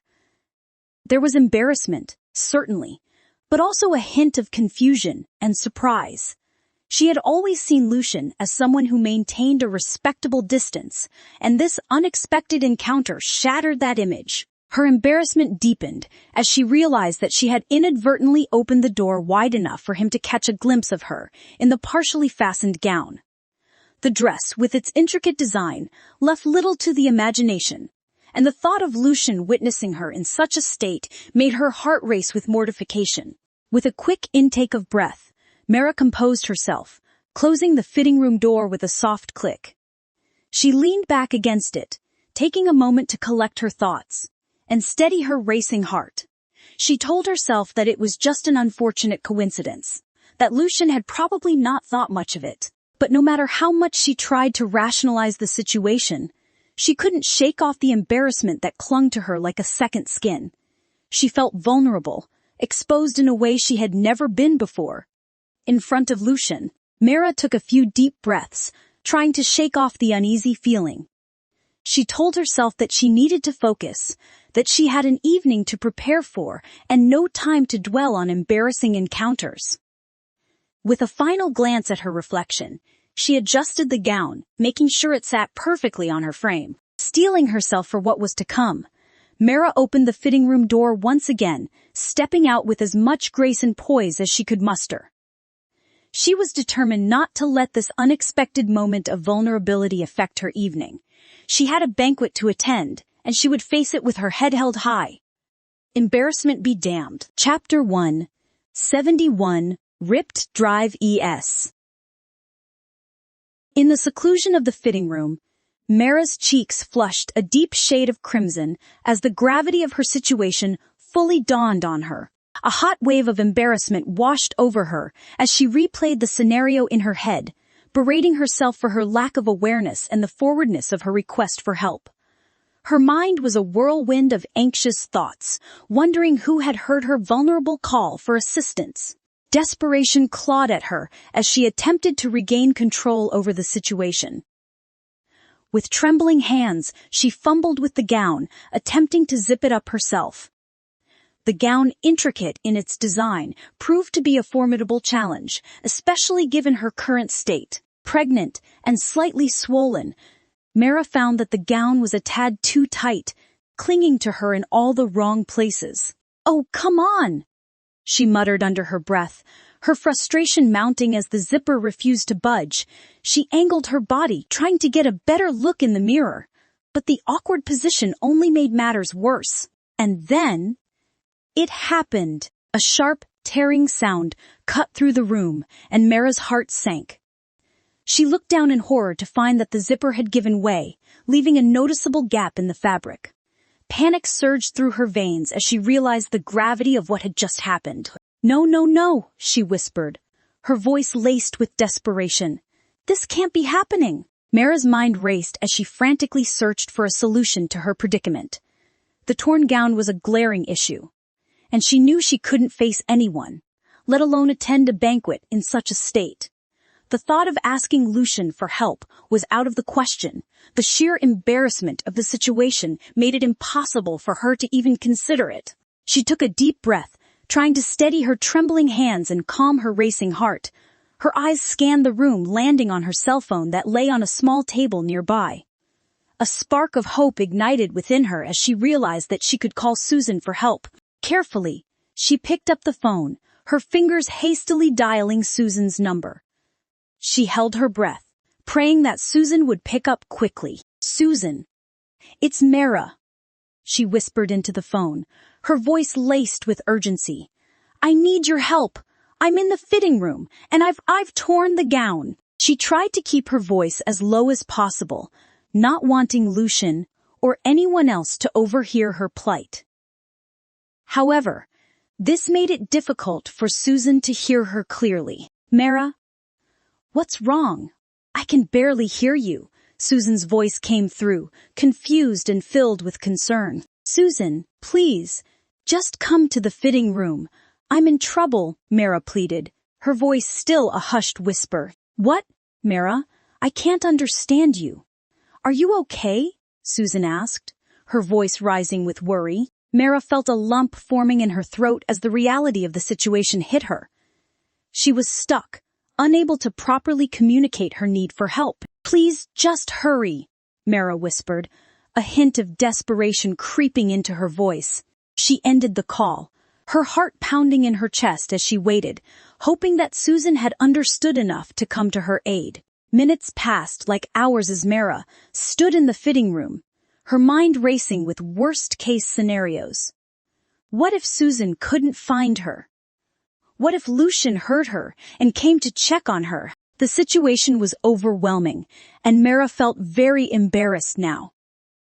She took deep breaths, trying to calm herself, but the torn gown and the embarrassment of the situation made it difficult to keep her composure. Finally, she heard footsteps approaching, and her heart leaped in her chest. She prayed that it was Susan, coming to rescue her from this humiliating ordeal. "Mara? Are you in here?" Susan's voice reached her ears, and Mara felt a wave of relief wash over her. Lucian, who heard Susan's voice from outside, went over and asked if she needs some help. But who was startled dropped the phone and looked at him in shock. Even Lucian was shocked by the sight in front of him. Chapter 172, Renewed Doubt. Negative 172. Lucian overheard a faint conversation coming from one of the fitting rooms and heard Mara's voice. He couldn't make out the words, but it sounded like she was in need of help. Lucian made his way to the fitting rooms, all separated by colorful curtains, and stopped in front of them. He gently knocked on the curtain and asked, "Scylla, is everything all right in there? Do you need any help with anything?" Mara was in the middle of responding to Susan hearing Lucian's words and screamed, "Oh my gosh!" Startled by the scream, Mara gasped and dropped her phone, which she had been using as a mirror. The phone hit the floor and slid out from under the curtain. Lucian, outside the fitting room, heard the scream and the sound of the phone hitting the floor. Worried that Mara might have fallen down, he immediately pulled it open the curtain to check on her. In the small fitting room, the air felt thick with tension and awkwardness. Mara's heart pounded against her chest, the sound roaring in her ears as she clutched the fabric of the gown, trying desperately to cover herself. The gown zipper had betrayed her, leaving her exposed in a way that she was embarrassed. Lucian, who had entered to offer his help to her, found himself caught in an awkward moment. His gaze inadvertently fell upon her exposed skin. Her body somehow reminded him of his wife. Mara, she has the same delicate features. From her neck to her half of her chest has been exposed to his eyes. His eyes traveled from her delicate collarbones, which for some reason made him want to claim her and mark her. His gaze inadvertently fell on her delicate mole on Mara's chest. A mole he knew all too well, one that had haunted his memories for longer than he cared to admit. For a split second, a myriad of thoughts raced through his mind, each one echoing the same question: was Mara the one he had been searching for all this time? Or was Scylla, was his wife Mara, was he being confused again? But is it possible to have same scent but different abilities? And again, same looks. Same moles, yet person is different. He didn't even realize he was staring at her chest, intently lost in thoughts. He came out of his thoughts when he heard Mara's voice. The room was filled with an electric silence, broken only by Mara's voice, trembling yet urgent. "Please don't look at me," she pleaded, her voice a mix of panic and embarrassment. Lucian snapped out of his trance, his own face flushing with a mixture of emotions. He swiftly turned his back to her, a gesture of respect and an attempt to preserve her dignity. "I'm sorry, Scylla. I didn't mean to come in." His apology was cut short by the urgency of the situation. He swiftly removed his suit jacket, extending it towards her without turning around. "Here, take this," he said, his voice steady despite the inner turmoil he felt. With a shaking hand, Mara reached out and took the offered jacket, wrapping it around herself. The fabric was a comforting barrier, and she felt a momentary relief from her vulnerability. "Thank you," she murmured, the words barely audible. Lucian nodded, still facing away from her. I'll call for the clerk now, he assured her. He hesitated for a moment, the need for confirmation gnawing at him, but he couldn't bring himself to confront her just yet.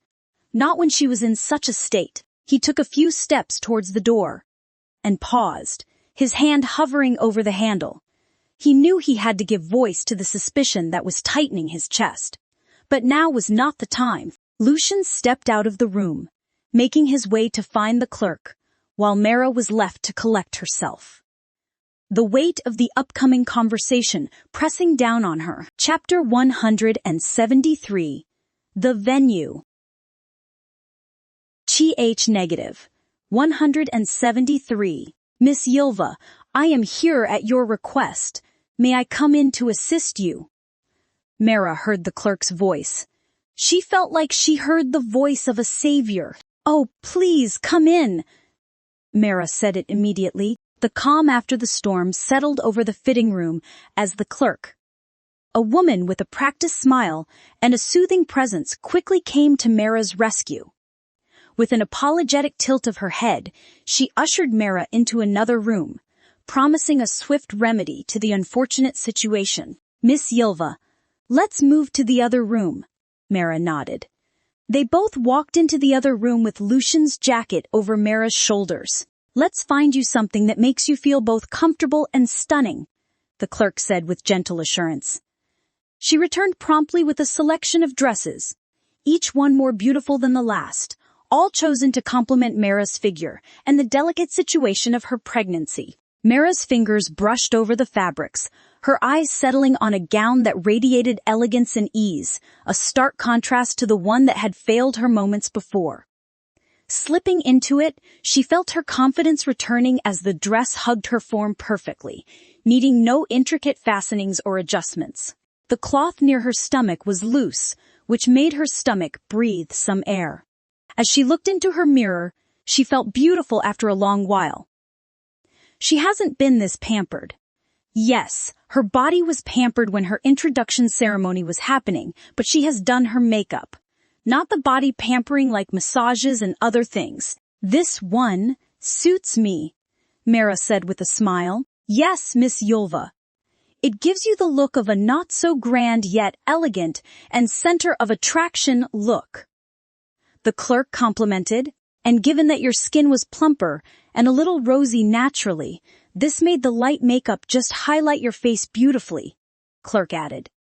She was not lying. Mara blushed at her comments. Maybe comments and compliments from a man are a good thing, but comments from the same gender hit differently. Once dressed, the clerk led her back to the main area where Lucian was waiting. He was sitting as if nothing had happened earlier. Hearing the clicking of heels, Lucian lifted his head at her and looked at her. The moment their eyes met, his heart stopped.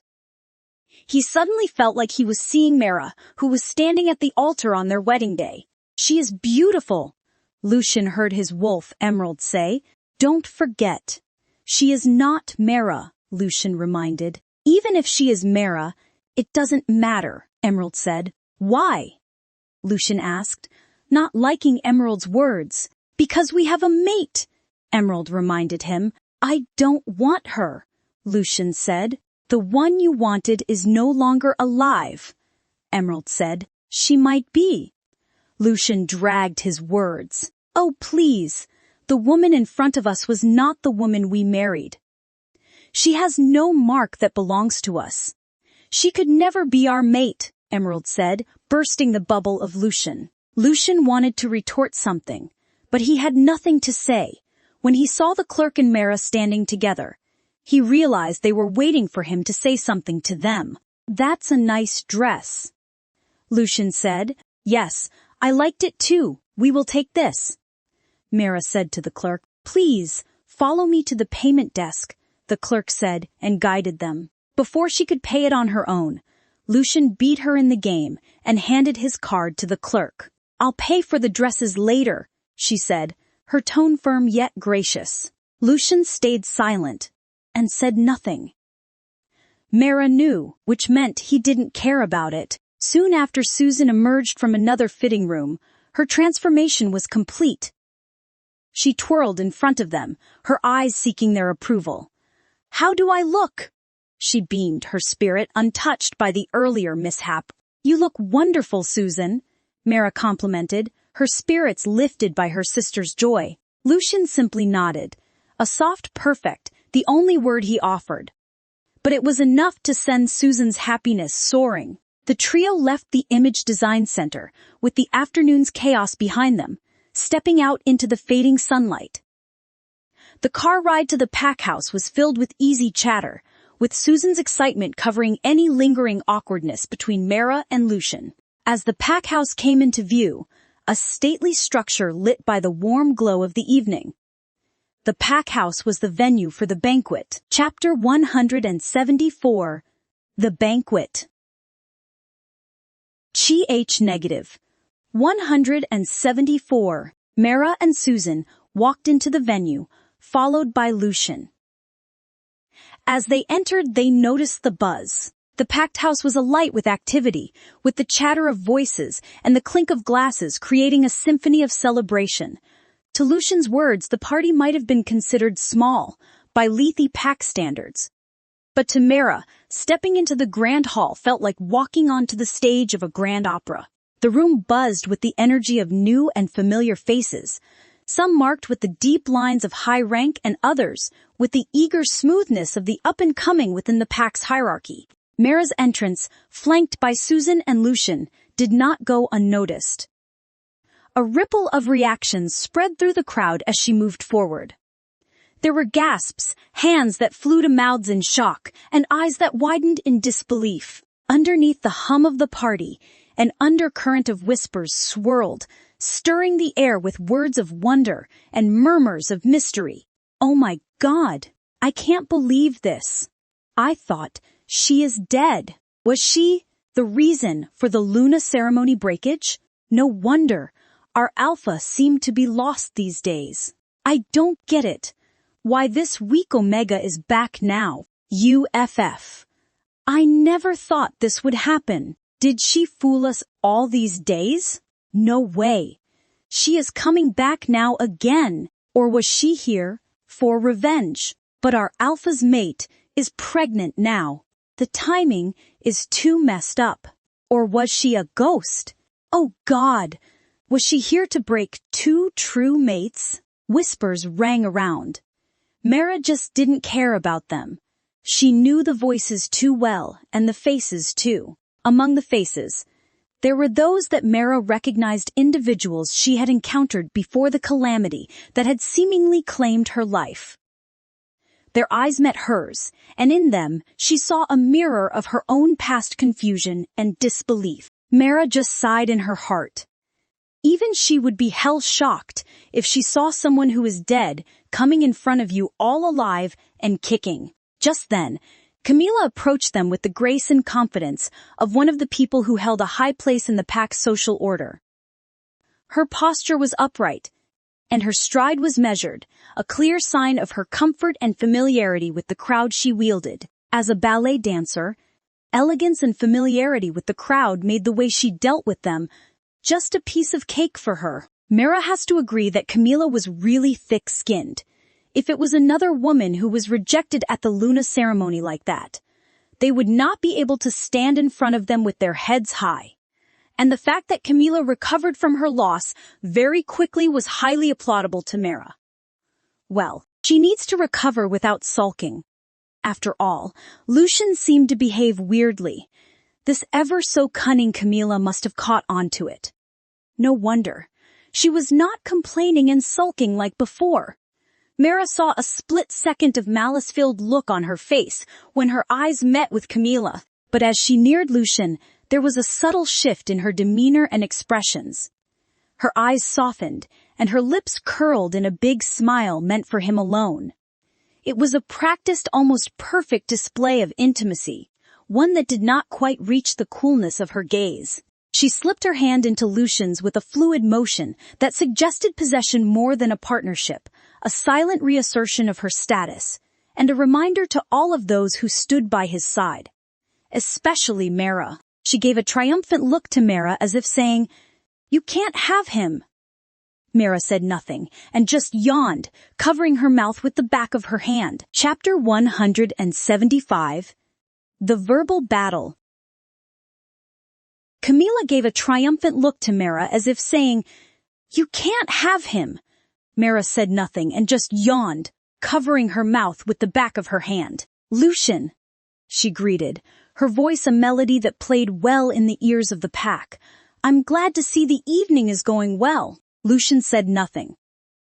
Camila was used to this.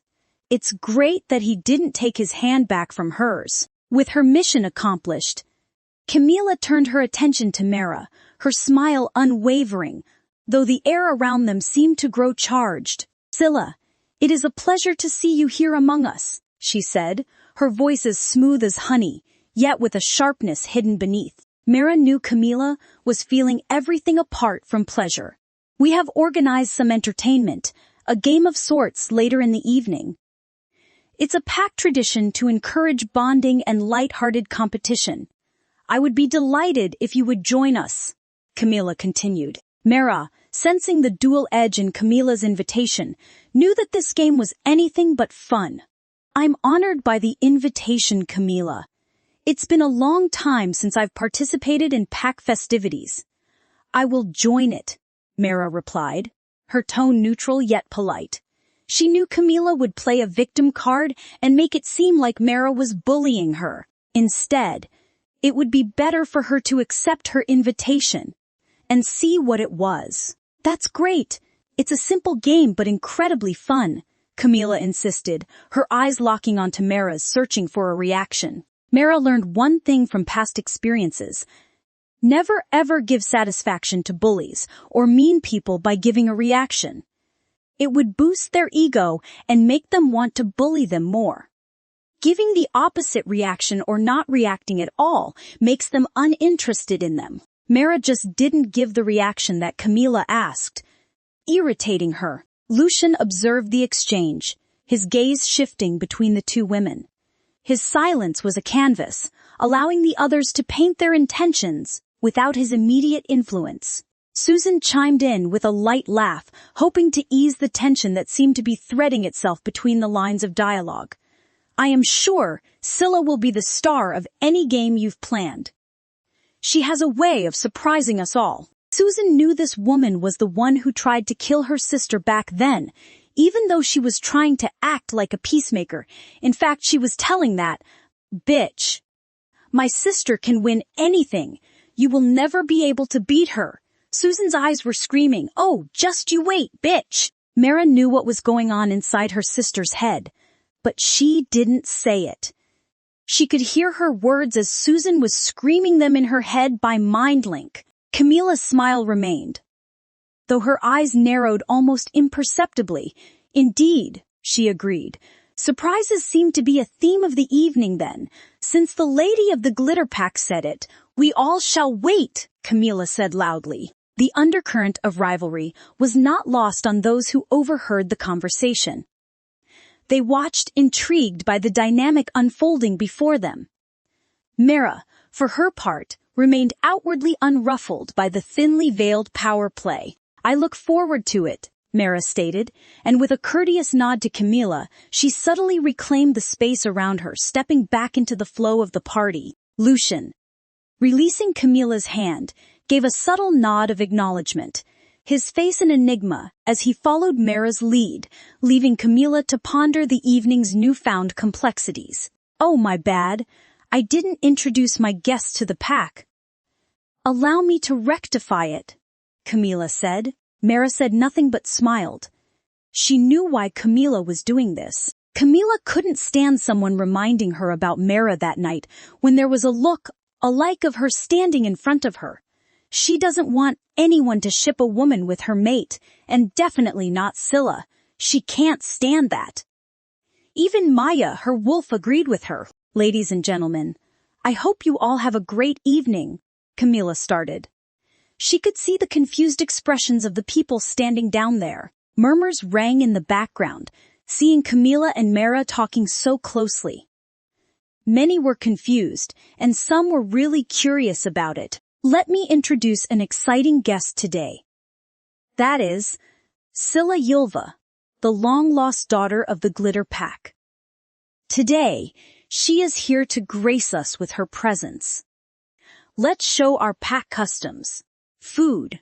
When she returns to her pack, even if she forgets us, she should remember our warmth, joy, food, and everything. Let's collectively take care of the daughters of Alpha Leonard and Luna Laura, Camilla said. People's faces filled with retaliation, and all the murmurs came to a halt.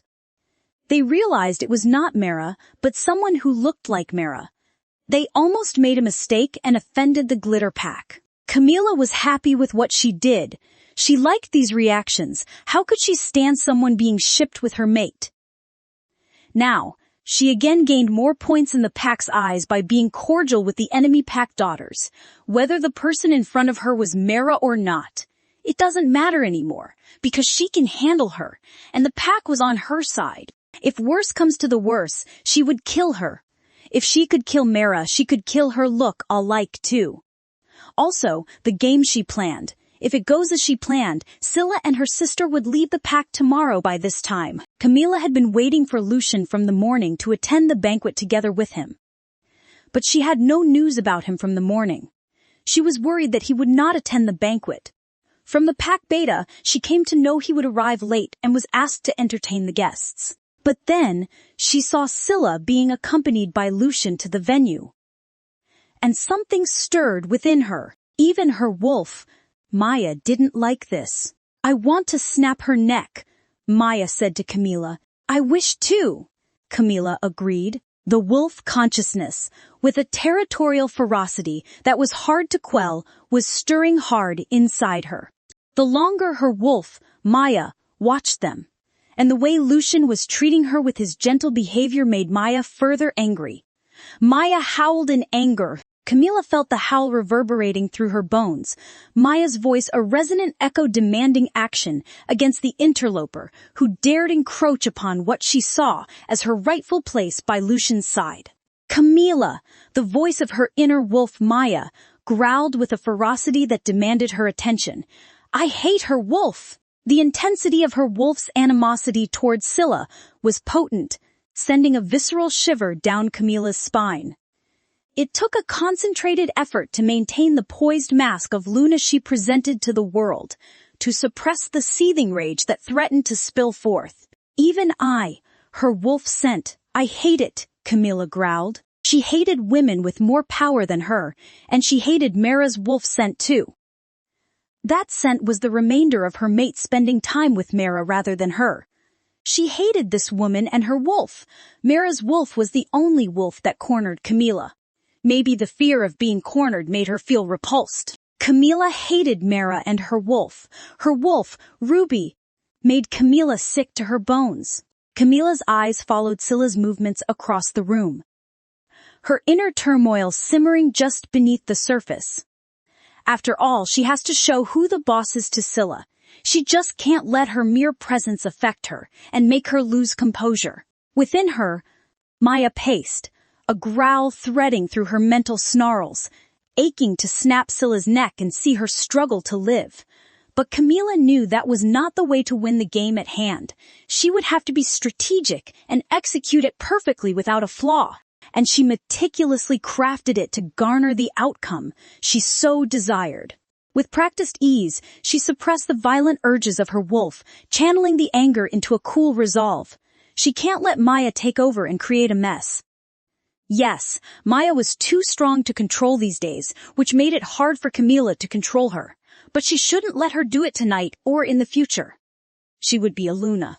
A Luna with an uncontrolled wolf will have no power and will be looked down upon.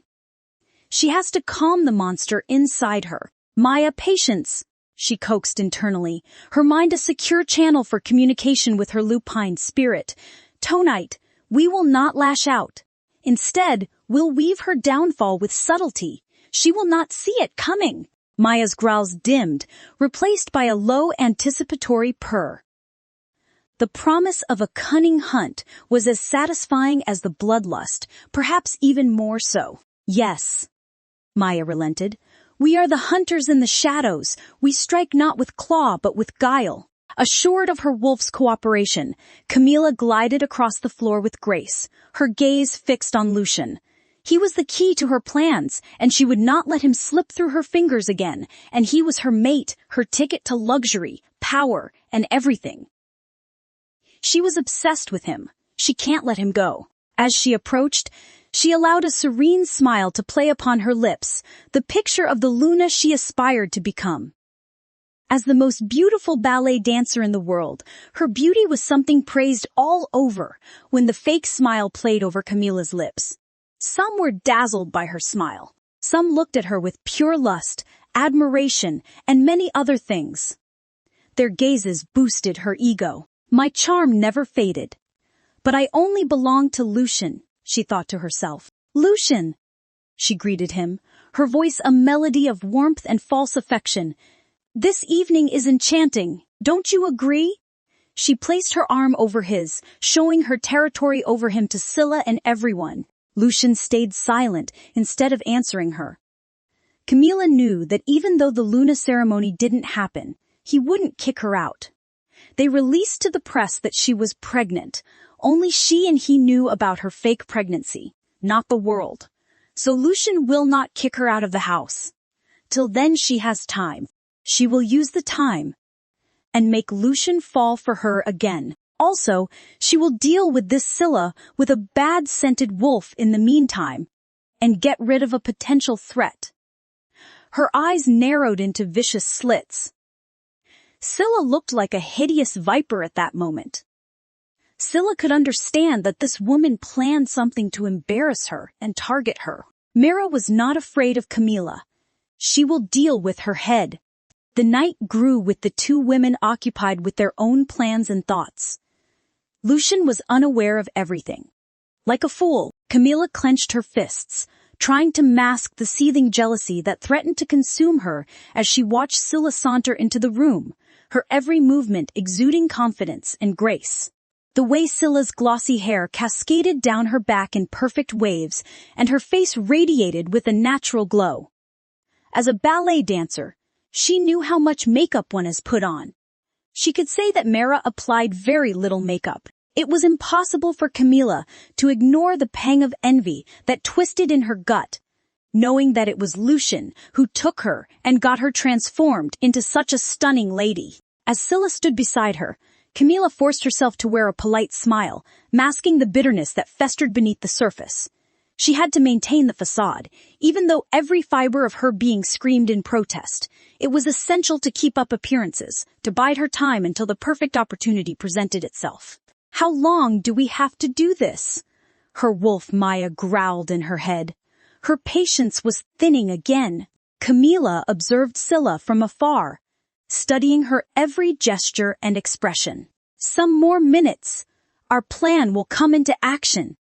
She will run on her own, Camilla said gloatingly. For now she has to swallow it and put on a friendly facade in front of everyone. When her plan sets in, she would make Scylla regret for being here. Hi, Miss Scylla, Camilla said, her voice carrying a note of enthusiasm as she approached her friend. I have called the famous sorcerer who is about to read fortune on stage. It is said he is incredibly accurate. I thought it might be a fascinating experience. I am sure you will like it, Camilla continued, as she clung to Lucian like he would slip away from her hands. Mira could guess Camilla's plan slightly. The worst would be she would be hearing the worst things from the sorcerer. After all, that very highly skilled sorcerer could be someone who was hired by Camilla. Yet, Mira didn't show any of her expressions on her face or eyes. Her eyes lit up with curiosity, her interest piqued by the prospect. A sorcerer reading fortunes. How intriguing! I'd love to join you, Camilla, she replied, her smile no different from a genuine smile. If Camilla was someone who can act and charm everyone around her, then Mira was someone who ruled, led, and dealt with these very people who were around them. She could not lose to Camilla. Could she? Camilla felt happy hearing Mira's agreement. This stupid woman will soon be crying, she thought to herself. Her wolf, Maya, clapped for her plan. Mira knew Camilla's nature. But Susan doesn't. Susan only knew Camilla was her sister's husband's mate, Apart from that, she knew nothing. When Susan heard about the sorcerer, she became excited. "Oh, Camila, I think it sounds fascinating. I'd love to participate with Mara," Susan exclaimed, her eyes wide with curiosity. "This woman was up to no good," Mara said to Ruby. "This woman must be planning how to embarrass you and kick you out of here," Ruby says. "She has that much obsession with Lucian. That might be the case."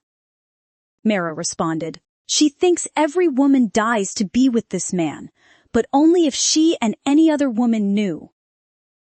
"You died for being with him. It's better to not be with him," Ruby made a comment. "Forget that. We now have to take control of the situation right now," Mara reminded her. "Let's see what she's stored for us instead of making assumptions," Ruby said. "Yes, Camila is an extremely vicious and hateful person. Let's get things under our control once they go haywire," Mara said. Ruby nodded. "While I stay here these 3 months, I won't let her walk over me. I will take my revenge on her for everything she did to us. For that, we need to stay here and foil her plans," Mara said to Ruby. "I won't promise I will help you, but I will try my best," Ruby said. Mara knew that they needed to tread carefully, to anticipate Camila's moves and outmaneuver her at every turn. After a moment of silent deliberation, Mara nodded subtly to Susan, indicating her agreement. "Certainly, Camila, we'd be delighted to join you," she said, her tone measured and composed, masking the undercurrent of suspicion that lingered beneath her words. As Mara agreed to join Camila, the two of them made their way to a seating area near the stage. Lucian, still pondering the revelation of the distinctive mole on Mara's chest, couldn't help but glance at her profile as she walked away. He was increasingly curious about her identity and what secrets she might be hiding. He trusted her words when she said she was not Mara but Scylla. Now, that mole and her agreement to this game made him ponder his thoughts about her. When they first met, Scylla made sure that Camila apologized to her when Camila tried to hurt her. If it were Mara, she would not have been able to do that, but Scylla did it. Still pondering, he followed them. Camila, Mara, and Susan settled into 3 chairs arranged in a row, their attention now focused on the stage. Camila dragged Lucian to sit beside her. He sat down without complaints as he wanted to see the great sorcerer too. The atmosphere in the room was electric, and there was a sense of anticipation as they waited to see what would happen next. A mysterious figure, a man dressed in a black robe that concealed his true identity, emerged from the curtains on the stage. The robe was wide and flowing, concealing his face in shadows. It added an air of intrigue and an element of mystique to his presence. An aura of divinity and magic surrounded him. It made some feel calm, while some felt anxiety. The audience, including Camila, Mara, and Susan, watched with rapt attention as the man approached the center of the stage. "Ruby," Mara's wolf said. "Mara, I can't explain it, but I am feeling an inexplicable anxiety right now. This man gives me a strange feeling, like something is unsettling about him." She cast a wary glance at the figure in the black robe, her unease palpable. Mara nodded in agreement, her sense of unease growing. The man in the black robe seemed to exude an aura of mystery and foreboding that was hard to ignore. She replied to Ruby, "I feel it too, Ruby. There is something not quite right about this situation. Let's just keep a close watch and see what unfolds. We don't know what this Camila has planned for us." Camila smirked as she gave a sideward glance to Mara. She arranged for the sorcerer to say false things about Mara and embarrass her. If she was tagged as a bad luck bearer, the wolves in the pack would demand the alpha to cast her out. This way, this woman would be out of their lives and this pack. Camila goaded at her soon-to-be victory. The sorcerer, shrouded in his enigmatic black robe, began to walk deliberately around in front of Camila, Mara, and Susan. His slow, measured steps added an eerie tension to the atmosphere. He paused first in front of Susan, who sat there with a mix of curiosity and apprehension, not knowing what to expect. His emerald green eyes peered into her soft brown chocolatey eyes, mixed with the gold freckles around her irises. In a deep, resonant voice, the sorcerer began to speak, his words carrying an otherworldly weight. I sense in you a person with a kind heart, but at times perhaps a little too trusting and naive. You have a tendency to see the good in people, which is admirable, but it can also make you susceptible to being taken advantage of, he said. Susan blinked, her eyes widening in surprise at the accuracy of the sorcerer's words. She had always considered herself a compassionate and trusting individual. Sometimes to a fault, the revelation left her both amazed and somewhat vulnerable, as if the sorcerer had exposed a part of her she hadn't fully recognized. She clapped at his accurate words. The sorcerer then continued his slow, deliberate stroll. Coming to a stop in front of Mara, he fixed his gaze on her, making her feel as if he were peering into the depths of her soul. You are a person with a strong will and a sharp mind. You possess a natural leadership quality, and people often look up to you for guidance and support. Mara nodded in acknowledgement. Of course, she has been Luna and led people. She had always been seen as a leader in her social circles, and the recognition from a mysterious figure like the sorcerer made her wonder about the depths of her character. Finally, the sorcerer locked his eyes with her as if trying to discern something hidden.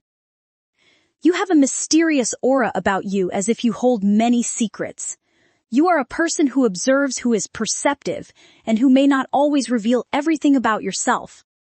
There is more to you than meets the eye. Mara felt a shiver run down her spine as the sorcerer spoke. His words had touched on the very essence of her being, reinforcing her suspicion that there was more to her than what she had shown to the world. The sorcerer's description added another layer of intrigue to her already enigmatic presence. As the sorcerer moved in front of Mara, his words took on an even more mystical and profound tone.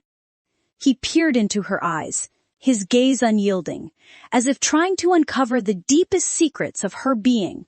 And also you have the light of the moon upon you. It is as if the goddess of the moon herself has favored you or will favor you in the future. There is a celestial aura about you, a connection to the lunar forces that few possess. Mara's eyes widened with astonishment.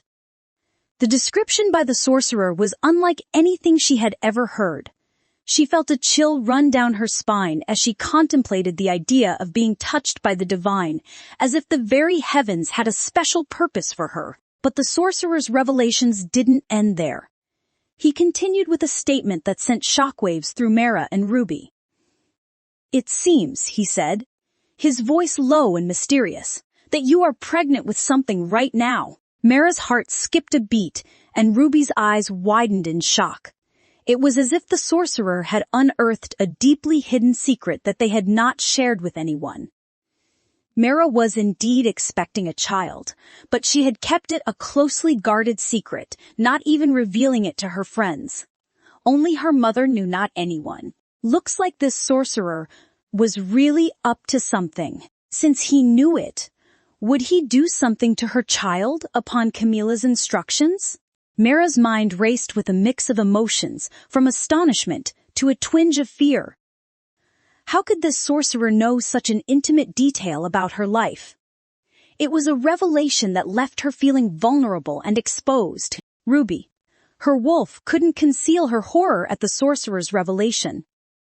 The fact that a stranger had sensed her pregnancy sent shivers down her spine.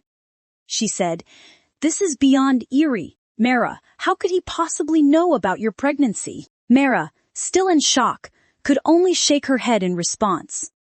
The room was filled with an eerie silence as the sorcerer's words hung in the air, casting a mysterious and unsettling aura over the entire scene. What are you talking about? I am still unmated and never dated," Mara said in a shivering tone, which later turned calmer as she spoke. She had to protect her child before she left this pack. Mara can't let this sorcerer reveal it in front of the world. I speak the words that the 5 elements of this nature speak to me. If you want to take it or not, it's all on you. he said before, moving to her next person. Mira gulped down her saliva. She has to do something about this before someone could blow this thing and make it huge. Camila, who had been feeling increasingly perplexed by the sorcerer's uncharacteristic praise for Mira and Susan, couldn't help but feel a growing sense of confusion. The sorcerer's words had painted Mira in an unexpectedly favorable light, which was entirely contrary to her expectations. She began to suspect that there was something more to this situation. Camila can't let this happen. This sorcerer was not real, but an Omega wolf she hired to throw mud on Mira. She paid him hefty money to get him to pretend like this. But what was he doing now? Why was he praising her? Why was he saying she was pregnant? Even she could say Mira was unmated. There was no mating mark on her nor a smell of a male wolf. She has to stop this stupid Omega wolf. Seeing him still standing in front of Mira, she subtly winked at the sorcerer, her intention clear. She wanted him to react now and drop mud on Scylla at least from now. Mira has to leave now. She can't let Mira stay for another minute. That bitch has to leave. Camila believed that the sorcerer was part of her plan to discredit Scylla and found herself in a bewildering turn of events. She was still reeling from the excitement that Mira would be leaving with his presence. Her excitement quickly turned into confusion when in the very next moment, the sorcerer turned his nose to her as he pointed a finger at her, his eyes flashing with anger. With a fierce and accusing tone, the sorcerer began to berate Camila, saying, "You are devious and cunning. You frame others with your lies, perpetuating a web of deceit. Your schemes and manipulations have caused harm to innocent people. You will receive retribution for the blood and tears the victims have shed." Camila, caught off guard and deeply offended, couldn't believe what she was hearing. She rose to her feet, her face flushed with anger. "You are talking nonsense," she retorted, her voice shaking with frustration. "I have no idea where this demonic talk is coming from, but I won't stand for baseless accusations." Held, wak, when aginti one day, the audience, which had been drawn into the spectacle, was now torn between confusion and intrigue. The sorcerer had taken an unexpected turn in his performance, turning the spotlight on Camila instead of Scylla, and the atmosphere in the room was charged with tension. Camila, her patience wearing thin, addressed the crowd saying, "This man is a fraud, a charlatan who has no idea what he is talking about. I don't know who he is or where he came from, but I won't tolerate his false accusations any longer." The people in the audience were divided. Some were perplexed by the sudden shift in the sorcerer's narrative, while others were beginning to doubt Camila's intentions. It was clear that the situation had spiraled out of control, and the audience was left with a sense of unease. Camila, with her reputation on the line, demanded that the strange man be removed from the premises. "Take this man away, lock him up, punish him, guards," she ordered. The situation had taken an unexpected and unsettling turn. The abrupt turn of events had left everyone in a state of chaos and confusion. As the sorcerer hurled accusations at Camila, an even more shocking development occurred. The ordinary werewolf soldiers, who had been part of the audience, attempted to apprehend the sorcerer. However, they quickly realized that they were no match for the powerful and mysterious figure. With astonishing speed and agility, the sorcerer managed to evade the soldiers and swiftly seized Mira by the wrist. Taking her captive, Mira gasped in surprise and fear as she found herself in the clutches of this enigmatic and seemingly powerful individual. With her in his hands, he started running with her in his arms. Mira, who was pregnant, didn't dare to move for fear of hurting her child. Lucian, who had been observing the unfolding drama, reacted swiftly to the chaos that had erupted. He couldn't stand idly by as the sorcerer kidnapped Mira, someone he had been growing increasingly curious about. Without hesitation, he dashed after the two. determined to rescue Mara and get to the bottom of this mysterious situation. The scene turned into a chaotic pursuit, with Lucian following the sorcerer, and Mara as they disappeared into the depths of the venue. The audience, still in shock and disbelief, watched as the scene unfolded before them.